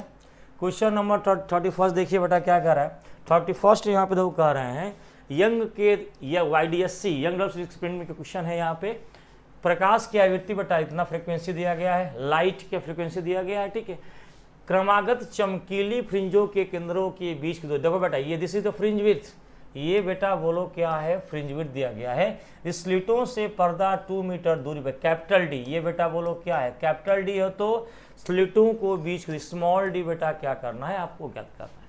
या सिंपल सा फ्रिंज विड्थ का बेटा फार्मूला बोलो क्या होता है, दिस विल बी d(λ) क्या होता है, स्मॉल डी। या सिंपल सा ये देखो मेरे पास है क्या, स्मॉल डी मुझे पूछ रहा है, बीटा की वैल्यू बेटा क्या दिया 1 मिलीमीटर, 1 × 10⁻³ क्या हो गया -3 हो गया। कैपिटल डी की वैल्यू क्या है 2 है, लैम्डा चाहिए, स्मॉल डी के लिए हमको लैम्डा चाहिए। कोई बताएगा लैम्डा कहाँ से आएगा, या सिंपल सी बात है, ये बताओ यहाँ पे। ठीक है, अगर ये बता दो ये लैम्डा है, ये बताओ अगर वेलोसिटी की बात, फ्रीक्वेंसी इंटू लैम्डा, यार फ्रीक्वेंसी क्या होता है 1 अपॉन टाइम होता है, और लैम्डा बेटा क्या होता है मीटर, तो मीटर अपॉन टाइम क्या होता है वेलोसिटी हो गया। तो सिंपल सा यहाँ से बेटा लैम्डा इक्वल टू क्या हो गया म्यू अपॉन क्या हो गया फ्रीक्वेंसी। यहाँ से स्पीड ऑफ लाइट बोलो क्या होती है बेटा, लाइट है ना, इसकी स्पीड क्या होती है 3×8 होती है। और यहाँ पे जो फ्रीक्वेंसी आपको बेटा देखिए दी गई है, फ्रीक्वेंसी है 9 × 10⁻, क्या है 14 है, 10⁻ बेटा क्या है 14 है, ये नीचे है 3 आया, तो यहाँ से लैम्डा इक्वल टू 1/3, ये ऊपर गया तो 10⁻ क्या हो गया -6 हो गया, ये बेटा यहाँ से लैम्डा हो गया। बस फार्मूले में पुट करिए, तो यहाँ से कुछ नहीं करना है, जरा गौर फरमाइएगा। 1 × 10⁻ बोलो क्या है -3 है यहाँ से, ठीक है बेटा, ये वैल्यू आप क्या करिए पुट करिए, 1 × 10⁻ क्या है -3 है, कैपिटल डी की वैल्यू 2 है, लैम्डा की वैल्यू 1/3 × 10⁻⁻6 स्मॉल डी, इसको उधर ले जाओ, तो यहाँ से 2/3 हो गया 10⁻⁻6 और 10⁻⁻3 बेटा बोलो क्या आया नीचे, तो यहाँ से 2/3 × 10⁻ बोलो क्या आया -3। तो दोनों जो है स्मॉल डी की जो वैल्यू आएगी 2/3 × 10⁻ बोलो क्या आएगा -3। इस तरह से 31 का आंसर बेटा क्या हो जाएगा 4 हो जाएगा। बड़ी आसानी से क्या है आप कर सकते हैं, ठीक है।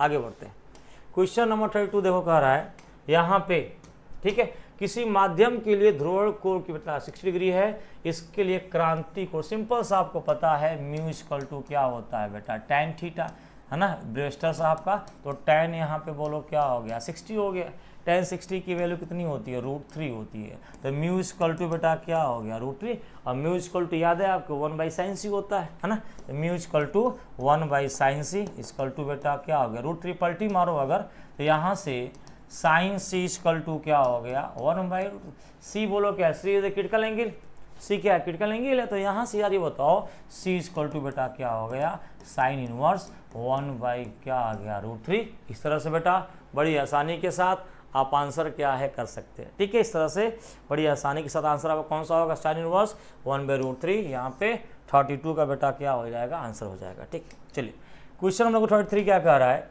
ये बेटा कह रहे हैं कि एक कण जो है R1 से कहाँ जा रहा है, मीटर से स्थिति R2, मतलब ये पोजीशन दिया गया है R1 से कहाँ जा रहा है R2 जा रहा है, ठीक है, तक गति करता है जिस पर फोर्स दिया गया है। तो आपसे सिंपली वर्क इक्वल टू बेटा क्या होता है F डॉट क्या होता है S क्या होता है डिस्प्लेसमेंट होता है, तो यहाँ से S निकालोगा अपना, S इक्वल टू बोलो क्या होता है R2 माइनस क्या होता है R1, तो यहाँ से R2 इतना से इतना गया, तो यहाँ से क्या आ गया आपका 14i प्लस बेटा क्या आ गया 13j माइनस 9k, ये आपका R2 है। इसमें से R1 की वैल्यू को बेटा क्या करना है माइनस करना है, R1 की वैल्यू को क्या करिए माइनस करिए, तो यहाँ से दिस विल बी 3i, ये बेटा क्या है 3i है, प्लस बोलो क्या है 2j है, ये माइनस क्या है 6k, तो यहाँ ज़रा देखिएगा ये 14i कैलकुलेट करना है आपको, 14i प्लस बेटा 13j माइनस 9k, ये देखो -3i माइनस ये क्या हो गया 2j और माइनस प्लस बोलो बेटा क्या हो गया 6k हो गया, क्या हो गया 6k हो गया, ठीक है। इसको जब आप सॉल्व करोगे तो कुछ नहीं करना, ये देखो यहाँ से i का जरा निकालो, तो 14i में से 3 आ गया तो बेटा क्या आ गया 11i, जे देखो 13 में से 2 गया तो बेटा क्या हो गया प्लस क्या हो गया 11j के, देखो 9 माइनस 9 6 प्लस तो माइनस बेटा क्या हो गया 3k, ये आपका क्या हो गया डिस्प्लेसमेंट। सिंपली आप वर्क निकालिए, फोर्स की वैल्यू बेटा आपको दिया है 4i प्लस j प्लस बोलो क्या है 3k, इसको आप क्या करिए डॉट कर दीजिए, कुछ नहीं करना, बहुत ही सिंपल बहुत ही सिंपल। यहाँ से दिस विल बी, ये वैल्यू कितनी आ गई बेटा 11i plus 11j minus 3k यहाँ से, और उम्मीद है आपको डॉट बेटा निकालने क्या आता ही होगा। तो यहाँ से देखिए i का i से करिए तो ये बेटा 44 हो गया, j का j से तो 1 × 11 क्या हो गया 11 हो गया, और बेटा k का k से माइनस क्या हो गया 9, तो यहाँ से 55 माइनस 9, तो वर्क की वैल्यू क्या हो गया 46 हो गया, ठीक है बेटा, वर्क की वैल्यू बोलो क्या हो गया 46 हो गया। तो इस तरह से आंसर क्या है, तो बहुत ही डिस्प्लेसमेंट निकाल करके F डॉट S डॉट कर दीजिए बेटा, सब आपको आता है, वेरी गुड एक्सेलेंट। 34 की बात करते हैं जरा, ये देखो यहाँ पे क्वेश्चन देखो जरा क्या कह रहा है, चित्र में दिखाए गए पाठ्यक्रम में शून्य यार जीरो एरर की बात कर रहा है, जीरो एरर बेटा। ये बताओ इसका लिस्ट काउंट क्या होगा, ध्यान देना, ये मिलीमीटर में दिया है तो इसके एलसी की वैल्यू बोलो क्या हो गया 1/10, यानी कि 1 सेंटीमीटर को 10 सेंटीमीटर डिवाइड किया गया है। एलसी की वैल्यू बोलो क्या हो गई, दिस विल बी 0.1 बोलो क्या हो गया सीएम। लिस्ट काउंट की वैल्यू बेटा क्या हो गई 0.1 सेंटीमीटर बोलो क्या हो गया लिस्ट काउंट हो गया, क्या हो गया यहाँ से लिस्ट काउंट। अच्छा मिलीमीटर में दिया है, ध्यान देना, यहाँ पे बोलो क्या दिया है मिलीमीटर में दिया है, ठीक है। तो यहाँ से मिलीमीटर में अगर दिया है, देखिए तो ये मिलीमीटर में दिया है क्या यहाँ पे, ठीक है मिलीमीटर में दिया है यहाँ पे, ठीक है। तो मिलीमीटर में दिया है तो लिस्ट काउंट की वैल्यू बोलो कितना हो जाएगा 0.01 हो जाएगा मिलीमीटर में। इसको 10 से क्या करोगे डिवाइड करोगे ना, तो यहाँ से क्या हो गया 0.01 लिस्ट काउंट हो गया।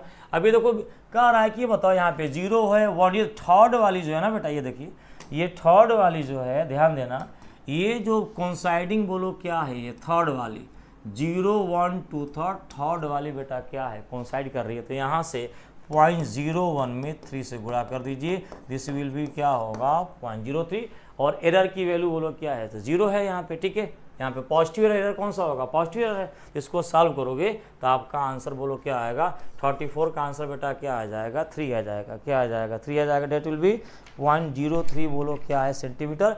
तो बड़ी आसानी से आप इसको क्या है कर सकते हैं, क्या है कर सकते हैं, ठीक है। चलिए जरा आगे देखते हैं हम लोग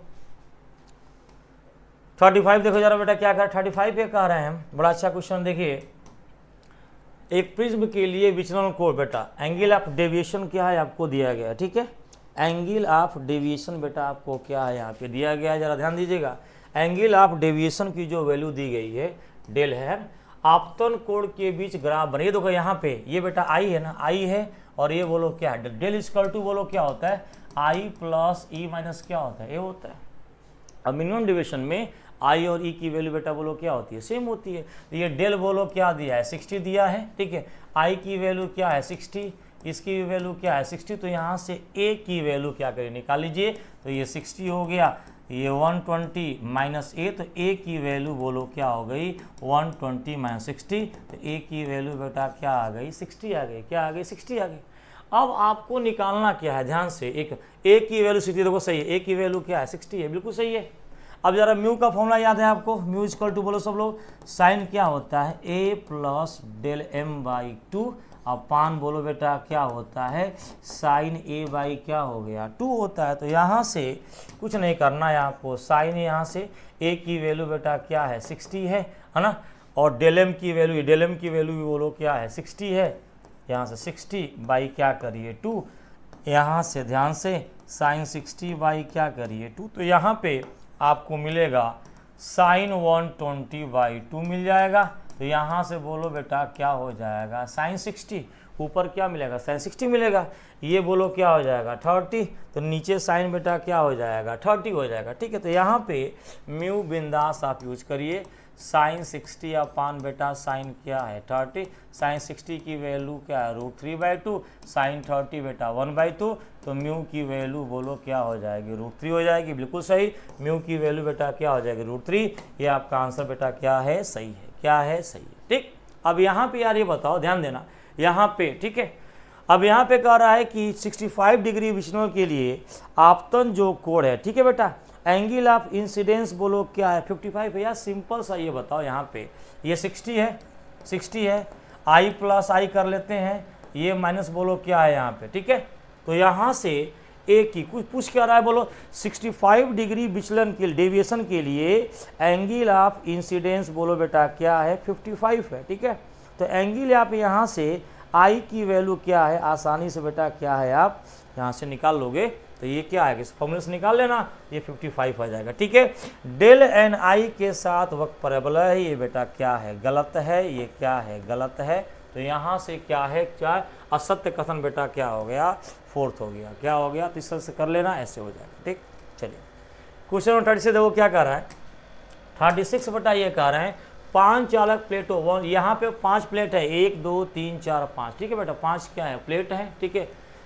एक दूसरे के समांतर इस प्रकार व्यवस्थित किया गया है कि एकांतर प्लेटों के मध्य दूरी d समान रहे, यदि प्लेटों के सतह का क्षेत्रफल a है तो निकाल देगा। सिंपल देखो यहाँ से अगर इसको बनाओगे ना बेटा यहाँ से देखो ये क्या है तुम्हारा पॉजिटिव वाला, तो ये पूरा देखो क्या होगा पॉजिटिव, ध्यान से ये पूरा क्या होगा पॉजिटिव पॉजिटिव पॉजिटिव पॉजिटिव, ये पूरा क्या होगा पॉजिटिव हो जाएगा, ये भी पूरा क्या हो जाएगा पॉजिटिव, ये भी बोलो क्या हो जाएगा पॉजिटिव, ये पूरा क्या होगा निगेटिव, और ये तुम्हारा क्या होगा, यानी यहाँ पे 4 तुम्हें क्या है बेटा 4 कैपिटल क्या है मिलेंगे। देखो यहाँ से ये 1 है, 1 के सामने क्या है 2 है, देखो 1 के सामने बोलो क्या है 2 है, फिर 2 के सामने बेटा बोलो क्या है 2 के सामने बोलो क्या है 3 है, और 3 के सामने फिर बोलो कौन सा है 4 है। देखो यहाँ पे 3 के सामने बेटा बोलो क्या है 4 है, लेकिन ये देखो यहाँ पे जो 5वां है 4 के सामने है, ध्यान से 2 और 4, जो 5वां है 2 और 4 के बीच में है, तो यहाँ से 2 और 4 के बीच में बेटा क्या है 5वां कर दीजिए, और यहाँ से ये जो है आपका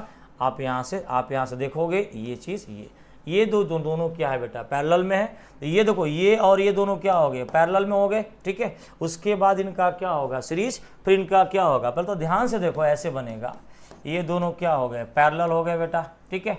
फिर इनका बोलो क्या हो गया सीरीज हो गया, फिर है ना इनका क्या हो गया सीरीज, फिर इनका बोलो क्या हो जाएगा पैरेलल हो जाएगा, ठीक। तो सिंपली यहाँ सी देखो, यहाँ पे सी और सी बोलो क्या हो गया 2C और C का क्या करना है सीरीज, तो A into B upon A plus B, तो A into B upon A plus B, तो यहाँ से 2C स्क्वायर अपान बेटा क्या हो गया 3C हो गया, क्या हो गया 3C हो गया।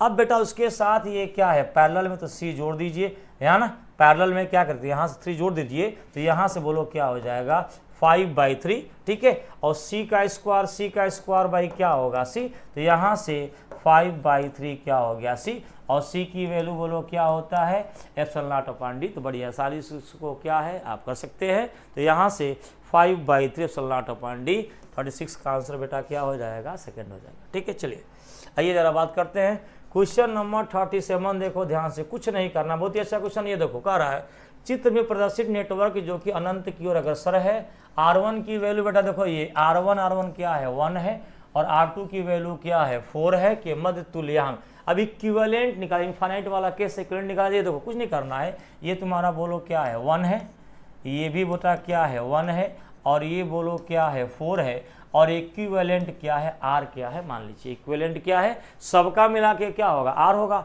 और R में ये सेगमेंट जोड़ने पे भी R ही होगा, पता है आपको। ये दोनों क्या है पैरेलल में, तो A इंटू बी अपान क्या है A प्लस बी, तो 4R अपान 4 प्लस क्या हो गया R हो गया। उसके बाद ये क्या है सीरीज में, तो 1 + 1, ध्यान से 1 + 1 + 4R upon 4 plus R equal to, ये जोड़ने पे इक्विवेलेंट भी बोलो क्या है R ही आएगा, इक्विवेलेंट बोलो बेटा क्या है R ही आएगा। तो यहाँ से 2 + 4R upon 4 plus R equal to R, cross multiply कर दो, तो यहाँ से 8 + 2R plus 4R upon 4 plus R equal to बेटा क्या हो गया R, उधर ले जाओ, तो 8 प्लस क्या हो गया 6R, तो ये 4R प्लस क्या हो गया R का क्या हो गया स्क्वायर हो गया, सिंपल सा। उधर ले जाओ तो यहाँ से R स्क्वायर होगा, तो माइनस क्या होगा बेटा बोलो, यहाँ माइनस क्या होगा, यहाँ पे -2R हो जाएगा, -8 इक्वल टू क्या हो जाएगा 0।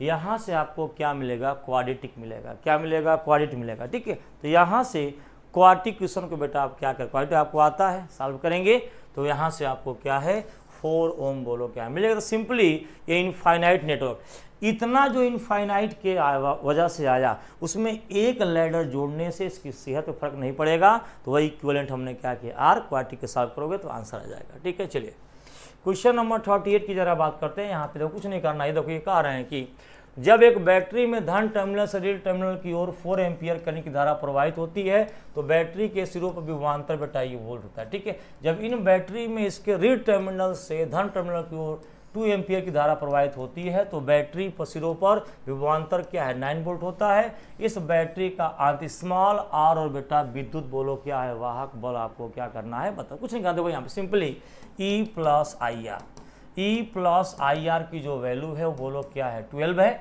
और यहाँ पे E प्लस ध्यान देना करंट की वैल्यू बेटा क्या है E प्लस जो करंट की वैल्यू क्या है 4 है इंटू R इक्वल टू क्या है 12, इक्वेशन क्या हो गया 1 हो गया। सेकंड केस में E minus I R is equal to क्या है 9 है, आई की वैल्यू क्या है 2 है, तो E minus 2 are is equal to क्या है 9, तो E minus 2 are is equal to क्या है, जरा दोनों को इसको सॉल्व करोगे ना बेटा, तो ये माइनस ये प्लस ये माइनस, तो ये क्या हो जाएगा कैंसिल हो जाएगा, 6 R is equal to 3, R is equal to 3/6, तो यहाँ से 1/2 स्मॉल आर की वैल्यू बोलो क्या आ गया 0.5 आ गया, इंटरनल रेजिस्टेंस बोलो क्या आ गया 0.5 आ गया। अब इसमें किसी में रख दो, किसी में रख दो यहाँ पे, ठीक है, तो यहाँ से ई किसी में रख दो, तो यहाँ से ई माइनस 2 इसकी वैल्यू 0.5 इजकल टू 9, तो E is equal to -1 is equal to 9, E is equal to 9 + 1, तो ई की वैल्यू बेटा क्या आ गया, तो सिंपली स्मॉल आर की वैल्यू बेटा क्या है 1, ये क्या है 0.5 है, और ई की वैल्यू क्या है 10 है, तो 0.5 है और ई की वैल्यू क्या है 10, 38 का आंसर बेटा क्या हो जाएगा थर्ड हो जाएगा, क्या हो जाएगा थर्ड हो जाएगा। ठीक है, इस तरह से बड़ी आसानी से आप क्या है कर सकते हैं।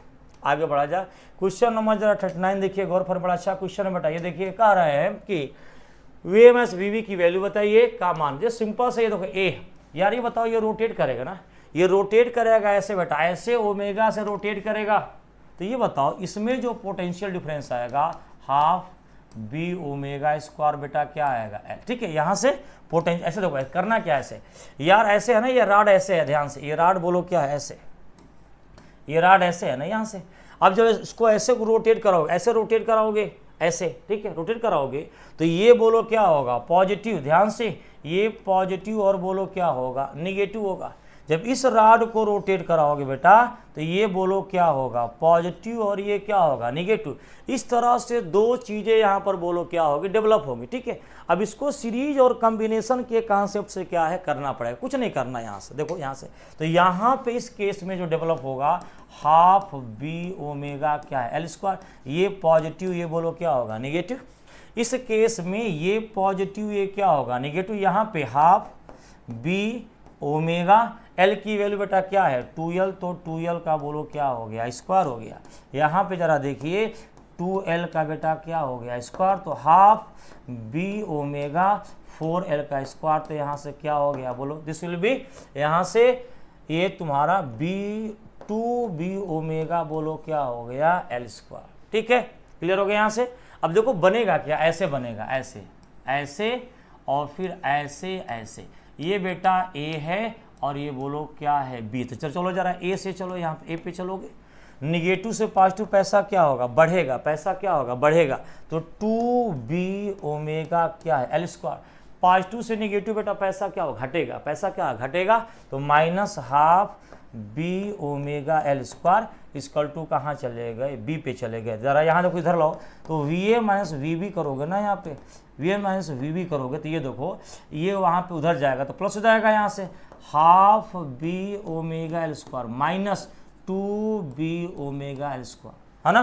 तो यहाँ से बोलो क्या हो जाएगा 4 यहाँ। ठीक है बेटा, यहाँ से तुम्हारे पास क्या हो जाएगा, तो माइनस में आपका क्या आएगा आंसर आएगा, माइनस में कुछ नहीं करना, यहाँ से कर दो, तो 4 4 में से गया 3, तो -3/2 बी ओमेगा एल स्क्वायर, ये बेटा क्या आएगा आंसर। तो मेन आपको ये फार्मूला यूज़ करना है और सर्किट में कैसे बेटा घूमते आपको ये क्या होना पता होना चाहिए। तो इस तरह से आपका आंसर बेटा क्या है आ जाएगा। ठीक है, आपका आंसर बोलो क्या आएगा 4 आएगा। चलिए क्वेश्चन नंबर जरा 40 की बात करते हैं, तो कुछ नहीं करना यहाँ से बढ़ते क्रम। यार ये बताओ गामा की एनर्जी क्या होता है सबसे ज़्यादा, तो लैम्डा क्या होगा सबसे कम होगा, सबसे कम, फिर उसके बाद से क्या होगा इसका होगा सबसे कम बेटा क्या होता है, आंसर बोलो क्या हो जाएगा फर्स्ट, सिंपल है आप पहले से जानते हैं। ठीक, चलिए क्वेश्चन नंबर जरा 41 देखो यहाँ से क्या कह रहा है, ये कह रहा है कि 100 ग्राम द्रव्यमान वाले तांबे के गोले का तमाम बेटा टी है, उसमें 170 ग्राम पानी से भरे हुए 100 ग्राम के तांबे के क्लोरीमीटर जो कि कमरे के तापमान पर है में डाल दिया जाता है, तत्पश्चात निकाय का तापमान से ध्यान से 75 पाया जाता है, यानी टी क्या होगा ज़्यादा होगा। देखो होगा क्या, ये तुम्हारा क्या है ये 100 ग्राम है, ध्यान से देखना, ये जो तुम्हारा तापा 100 है, इसकी स्पेसिफिक हीट बेटा कितना है 0.1 है, ये टी से क्या जाएगा 75 जाएगा, घटेगा टी से क्या जाएगा 75। अब ये जरा देखना 100 ग्राम ये भी क्या है तांबा है, 100 ग्राम वही तांबा ये भी है, तो ये कितना होगा पॉइंट। अब यार देखना ये रूम टेम्परेचर जो 30 है, 30 से जाएगा 75, तो जानते हो क्या होगा 75 माइनस क्या होगा 30। इसमें वाटर देखो कितना 100 ग्राम, ये वाटर कितना है 170 ग्राम, तो 170 ग्राम वाटर का स्पेसिफिक हीट क्या होता है बेटा 1 होता है। 30 से कहाँ जा रहा है 75, तो ये भी 75 माइनस बोलो क्या हो जाएगा 30 हो जाएगा। तो यहाँ से ज़रा चेक करना, ये 10 हो जाएगा, T माइनस क्या हो गया 75, यहाँ बेटा क्या हो गया 10, ये क्या हो गया 45, यहाँ 170 और यहाँ बेटा क्या हो गया 45, तो ये 10T माइनस 750 इक्वल टू 450। ये देखो ये 45 में 17 से 7 का 85, 85 हो गया, 7 7 5 35, 28 3 क्या हो गया 31, 3 5 15 तो 12 1 13, तो यहाँ 5 6 3 6, देखो 1650, कुछ नहीं करना है। तो यहाँ से 170 में 45 से गुणा करिए तो 35, 28 3 31, 1 5 1 5 1 का 4 होगा ना बेटा, यहाँ पे देखो, यहाँ से कुछ नहीं करना है। तो 7 से गुणा किया 35, 28 1 का 5, 1 का क्या होगा 4, 5 1 6, 4 3 क्या हो गया 7, 1 बोलो क्या हो गया 0 हो गया। तो यहाँ से 76 बेटा क्या हो गया 50, तो 10T की वैल्यू 450 प्लस 7650 प्लस बेटा क्या है 750, ठीक है। तो यहाँ से जोड़ोगे तो 8 क्या आएगा 50 कट गया, तो T की वैल्यू 885 डिग्री क्या आएगा सेंटीग्रेड। तो heat loss equal to heat gain से बड़ी आसानी से आप इसको क्या है कर सकते हैं, क्या है कर सकते हैं, ठीक है। तो इस तरह के क्वेश्चन को heat loss equal to heat gain से बड़े आसानी से क्या है कर सकते हैं। तो यहाँ से आंसर क्या आएगा 8 क्या आएगा 5 आएगा। चलिए क्वेश्चन नंबर देखो जरा 42 क्या कह रहा है, ये कह रहे हैं कि M1 M2 द्रव्यमान के दो ग्रह सूर्य के परिक्रम से R1 R2 त्रिज्याओं के आवर्ताकार कक्षाओं में गति करता है। यदि A का कोणीय संवेग L है और B का कोणीय संवेग 3L है, तो यार ये बताओ उनका कुछ नहीं करना, यहाँ से एंगुलर मोमेंटम बोलो क्या होगा L1 इक्वल टू क्या होगा M1 V1 बेटा क्या होगा R1 होगा, L2 इक्वल टू बोलो क्या होगा M2 V2 क्या होगा R2 होगा। यहाँ से L1 की वैल्यू L है और ये 3 है, तो M1 V1 R1 अपान बोलो क्या होगा M2 V2 क्या होगा R2 बेटा, यहाँ से 1/3 equal to M1 V1 R1 अपान बोलो M2 V2 बोलो R2। इस तरह से एंगुलर मोमेंटम का बिंदास आप रेशियो क्या है निकाल सकते हैं, आप रेशियो क्या है निकाल सकते हैं। यहाँ से जरा बताओ V1 अपान V2 क्या होगा, देखो बेटा जरा V1 अपान अगर मैं V2 निकालूंगा तो ये तो पूरा ऊपर जाएगा, M2 R2 बोलो कहाँ जाएगा ऊपर जाएगा, और 3 बोलो क्या होगा M1 R1 बेटा क्या आएगा नीचे आएगा। बड़ी आसानी के साथ यहाँ से ये चीज़ आप क्या है कर सकते हैं। और एक रिलेशन आपको भी पता है, इसको आप रिप्लेस करोगे तो बोलो क्या आएगा रूट क्या हो जाएगा अंडर रूट R2 अपान क्या होगा R1, फार्मूला आपको पता ही होगा। इसको रिप्लेस करोगे रूट R2 अपान R1, तो ये वैल्यू बेटा आपके पास M2 R2 अपान 3 M1 बोलो R1, ठीक है, यहाँ से ये मिलेगा। अब जरा क्वेश्चन देखो यहाँ से क्या कर रहा है M1 R1, क्वेश्चन देखो बेटा क्या कर रहा है। अब ये कह रहा है कि टाइम, ये बताओ टाइम पीरियड और R का क्या रिलेशन है, बोलो T square proportional to R का पावर क्या होता है 3 होता है। T square proportional to R का पावर बोलो बेटा क्या होता है 3 होता है। तो यहाँ से T इक्वल टू बोलो क्या होगा प्रोपोर्शनल टू R का पावर बोलो क्या होगा 3/2, ठीक है। तो इस तरह से इस रेशियो को, ये रेशियो R का पावर 3/2, इसको बेटा लगाओगे तो आपका फट से बोलो क्या आ जाएगा आंसर आ जाएगा, ठीक है। तो इस तरह से 42 का आंसर आपको बिंदास ये मिल जाएगा, कुछ नहीं करना, ये वैल्यू क्या करना इस पर रखना है, रेशियो में आपको मिल जाएगा, ठीक। चलिए क्वेश्चन नंबर जरा 43 की बात करते हैं, जरा ध्यान दीजिएगा। ये कह रहे हैं कि L लंबाई तथा R त्रिज्या का एक तार एक सिरे पर बंधा है, यदि इसका दूसरा सिरा F बल द्वारा खींचा जाता है तो इसकी लंबाई में L वृद्धि होती है। प्रारंभिक लंबाई समान रखकर यदि तार की त्रिज्या आरोपित बल दोनों घटाकर उनके मूल मानों से आधा करने पर इसकी लंबाई में कुछ नहीं करना, सिंपल से बताओ स्ट्रेस इक्वल टू क्या होता है बेटा यंग मॉडुलस इनटू क्या होता है स्ट्रेन होता है ना। यहाँ से ये फोर्स अपान क्या होता है area y into delta L by क्या होता है L होता है। ये तो बेटा क्या है कांस्टेंट है, तो यहाँ से एरिया बोलो क्या हो जाएगा पाई R स्क्वायर। तो यहाँ से simply force upon pi R square proportional to क्या हो गया डेल्टा L हो गया। फोर्स का देखो यहाँ से ये भी कांस्टेंट है, F अपान क्या है R स्क्वायर प्रोपोर्शनल टू क्या होगा डेल्टा L। तो F1 अपान F2 ध्यान देना ये क्या होगा R2 स्क्वायर अपान क्या होगा R1 का स्क्वायर डेल्टा L1 अपान क्या होगा, डेल्टा L2। इस फार्मूले को बिंदास यूज करिए और आंसर आपको बेटा क्या है, मिल जाएगा।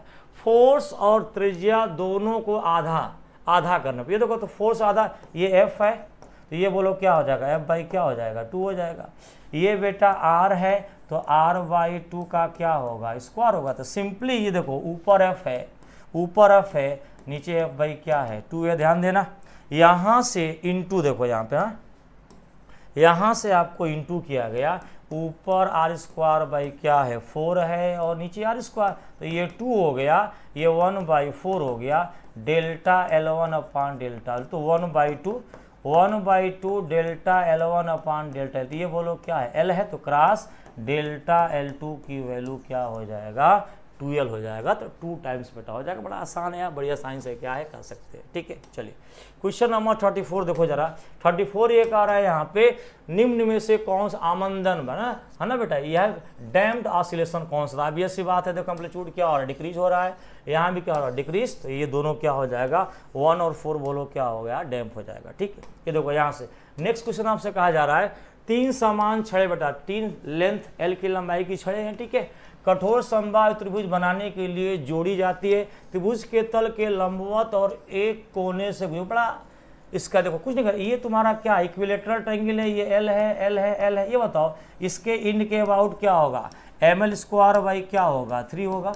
इसके इन के अबाउट क्या होगा, ml स्क्वायर बाई 3 होगा। ध्यान से, इस रॉड के इन के अबाउट, इसके अबाउट क्या, ml स्क्वायर बाई 3 आपको पता है, इसके ml स्क्वायर बाई 3। अभी बताओ यहाँ से ये इसके अबाउट क्या होता है, ml स्क्वायर बाई क्या होता है, 12 होता है। ठीक, अब ये मास इंटू क्या होता है, परपेंडिकुलर बेटा क्या होता है, डिस्टेंस। ये बताओ ये तुम्हारा इक्विलेटरल, तो ये 60, तो ये बोलो क्या हो गया, 30, तो L तुम्हारा क्या हो गया, कॉस क्या हो गया, 30। तो यहाँ से L cos 30 बोले तो L√3 बाई क्या हो गया, 2 हो गया। इसको जब पैरेलली शिफ्ट करोगे यहाँ पे तो ml स्क्वायर बाई 12, ध्यान से, प्लस m इंटू ये डिस्टेंस का क्या होता है, स्क्वायर होता है ना बेटा, L√3 बाई 2 का क्या करोगे, स्क्वायर। तो यहाँ से ml square by 12 plus ml square, ऊपर क्या होगा 3, नीचे क्या हो गया 4। जरा इसको 12 कर दो, तो यहाँ से ml स्क्वायर, ये 3 हो गया तो 9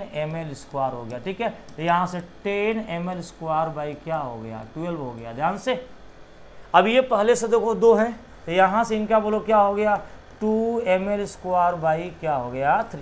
यानी finally 2 ml square by 3 plus इसको जोड़ दीजिए यहाँ पे 10/12 बेटा ml स्क्वायर, तो एलसीएम बेटा 12 हो गया यहाँ पे। ठीक है, कटाओगे ना तो 3 का 4, 8 ml स्क्वायर प्लस ये क्या हो गया 10 ml स्क्वायर, तो यहाँ से 18 ml स्क्वायर अपान क्या हो गया 12 होगा। फाइनली इसका और इसका मिला के इसके अबाउट ये बेटा क्या आ गया, मोमेंट ऑफ क्या आ गया, इनर्शिया। अब रेडियस ऑफ गायरेशन निकालना है, सिंपली यहाँ से 18/12 बोलो क्या है, ml स्क्वायर। तीनों का मास m बेटा क्या हो गया, 3m क्या हो गया, k स्क्वायर, तो मास से मास कैंसिल, यहाँ से k की वैल्यू √18, ये 3 से कटेगा तो कितना हो गया 6, ये 6 का कटेगा तो क्या हो गया 2।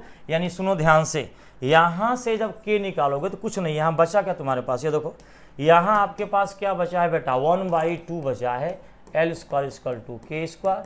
तो यहाँ से k की वैल्यू क्या होगी, k की वैल्यू L बाई क्या हो जाएगी, √2 हो जाएगी।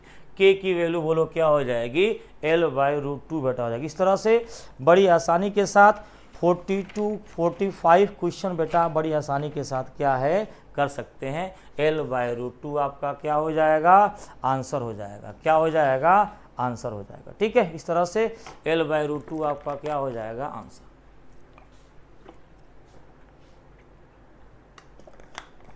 आगे बढ़ते हैं हम लोग जरा सा, आइए क्वेश्चन नंबर 48 देखिए बेटा क्या कह रहा है, 46 देखो क्या कह रहा है। ये कह रहे हैं कि चित्र में दर्शाए गए 4 नैंड गेटों के निकाय की सतह। ध्यान से देखो, यहाँ पे एक काम करो, यहाँ पे 0, यहाँ पे 0, तो यहाँ भी क्या होगा 0, यहाँ भी क्या होगा 0, यहाँ भी क्या होगा 0, है ना। तो 0 0 0 का एंड क्या होगा 0 नॉट क्या होगा 1, तो यहाँ क्या होगा 1, यहाँ भी क्या होगा 1, 0 1 का एंड क्या होगा 0 नॉट बेटा क्या होगा 1, और यहाँ से 0 1 क्या 0 नॉट क्या होगा 1 1 1 का एंड क्या होगा 1 नॉट क्या होगा 0 0 0 क्या हो गया 0, यहाँ भी 0 0 0 मिला और 0 0 0 बेटा क्या है यहाँ भी मिला, क्या मिला यहाँ भी। अब 0 0 1 कर लेते हैं, ध्यान से 0 1 कर लेते हैं। ये देखो यहाँ से 0 यहाँ से 1, ये क्या हो गया 0, ये क्या हो गया 0, ये क्या हो गया 1, ये भी बोलो क्या हो गया 1।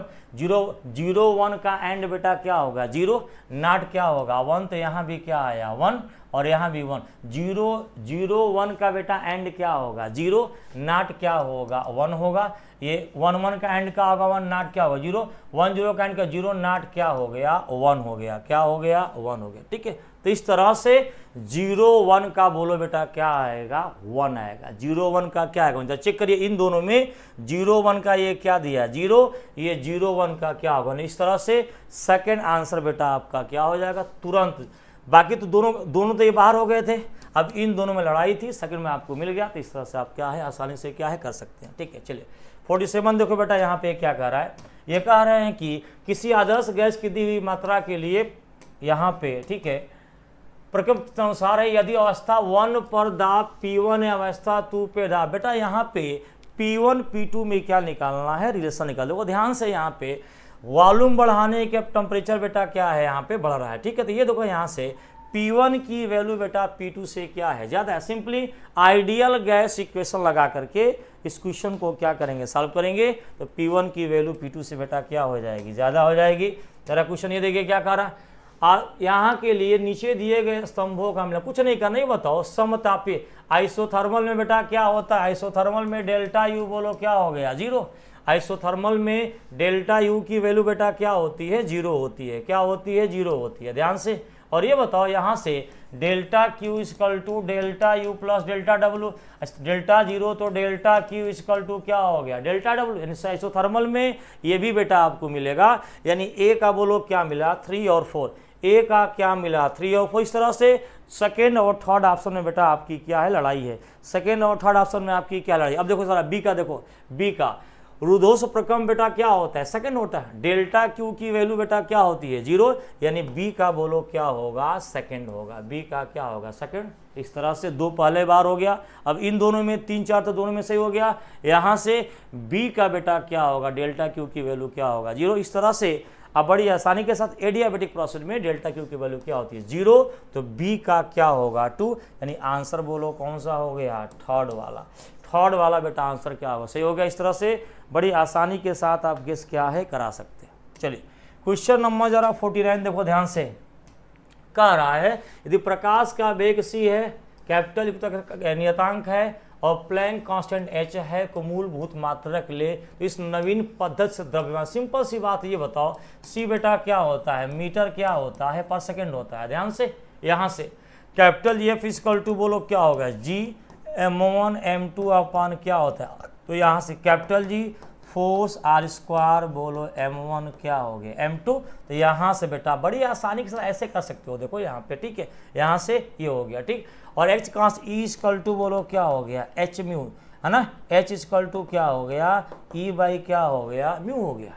इस तरह से इस यूनिट के साथ है ना a b c पावर करके बड़ी आसानी के साथ आप इसको क्या है कर, कुछ नहीं यहाँ से m मास का क्या लिखोगे m लिखोगे, यहाँ से c का बोलो बेटा क्या होगा, c का क्या होगा LT-1 का पावर क्या कर लो a कर लो ठीक है। यहाँ से बोलो क्या होगा यहाँ से ठीक, तो यहाँ से तुम्हें क्या होगा MLT-2 L का पावर 2 है, दो m का पावर क्या हो गया 2 हो गया, तो ऊपर जाएगा m का पावर -1, L का पावर 3, T का पावर क्या, तो m का पावर बोलो क्या हो गया -1, L का पावर 3, T का पावर क्या होगा -2 का पावर बोलो क्या ले लो ये ले लो।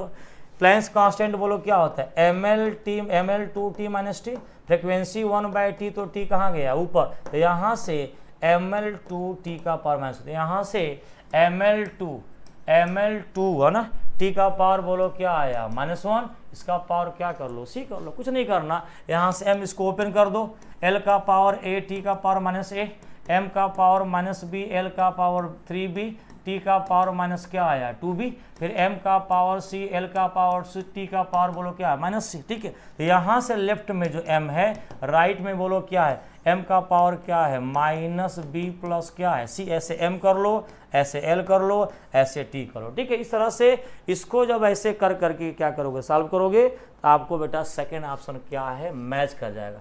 मास का मास से l लेफ्ट का राइट का l करना है ना, लेफ्ट का t राइट का t करोगे तो ऐसे करके a b c की आपको क्या आएगी वैल्यू आएगी। इस तरह से आपका आंसर बेटा सेकंड क्या है बन जाएगा। मिलनली आपको ये सीखना पड़ेगा ये क्या होता है उसका पावर वन, कैपिटल जी का यूनिट डायमेंशन लिखे पावर बी, और यहाँ पे प्लैंक्स कांस्टेंट एच म्यू यहाँ एनर्जी का। ठीक है, यहाँ पे नीचे टी तो बेटा क्या गया ऊपर गया, यहाँ पे इस तरह से रख करके इसको इधर का m इधर का m इधर का l इधर का t उधर का t करके कंपेयर कर करके आप ए बी सी निकाल करके इस तरह से आप देखेंगे तो आपका आंसर बेटा क्या मिलेगा सेकंड मिलेगा। क्या मिलेगा सेकंड मिलेगा। ठीक है, अब जरा आइए क्वेश्चन जरा इसकी बात करते हैं।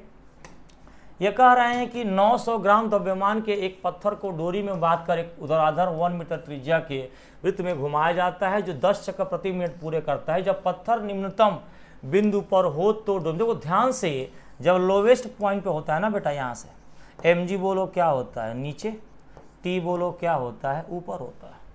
तो जब ये ज़्यादा ये कम तो बोलो क्या होता है t minus M G equal to M L बोलो क्या ओमेगा स्क्वायर, एम आर क्या होता है ओमेगा स्क्वायर। तो यहाँ से t equal to M G plus M R क्या है ओमेगा स्क्वायर सिंपली। अब यहाँ से ये बताओ ओमेगा निकालना पड़ेगा, ध्यान देना यहाँ से 3 आरपीएम 10 आरपीएम है तो 10 आरपीएम का मतलब 10 इंटू क्या हो गया 2 पाई अपान 60। ये बेटा बोलो यहाँ से क्या आ जाएगा ओमेगा आएगा। आरपीएम से ओमेगा आप निकाल लोगे 2 पाई अपान मिनट क्या है 60, तो यहाँ से ये 6 हो गया तो पाई बाई 3। तो ओमेगा की वैल्यू बोलो क्या हो गया पाई बाई 3। तो टी मास की वैल्यू बेटा कितना है 0.9 है, जी की वैल्यू क्या है 10, यहाँ पे मास की वैल्यू वही 0.9 है। लेंथ बेटा कितना है बोलो 1 मीटर है, ओमेगा पाई बाई 3 का बेटा क्या है पाई बाई 3 यहाँ पे आपका ओमेगा आया है। ठीक है, यहाँ से ठीक है 1 मीटर यहाँ पे है तो यहाँ से 3 पाई बाई 3 का बोलो क्या करोगे स्क्वायर करोगे यहाँ से। ठीक, इसको क्या करिए सॉल्व करिए, इसको बेटा सॉल्व करेंगे तो आपको आंसर जो है 9 पॉइंट समथिंग यानी 9.8 के बराबर। देखो 9 हो गया, ये 9 हो गया, इसको पॉइंट डेसिमल में कुछ आएगा करो 9.8 समथिंग बेटा क्या आ जाएगा आंसर आ जाएगा। ठीक है, चलिए इस तरह से आपने फिजिक्स के सारे क्वेश्चन बेटा कर लिया। उम्मीद है आपका पेपर अच्छा गया होगा। पढ़ते रहिए, एफएसटी देते रहिए, नंबर कम ज़्यादा बेटा डज नॉट मैटर, इसी बहाने आप प्रैक्टिस होती है, आपका रिवीजन होता है। देते रहिए, देते में तो उम्मीद है 4 मई को पेपर आपका बहुत अच्छा होगा। थैंक यू, नमस्कार, गुड नाइट।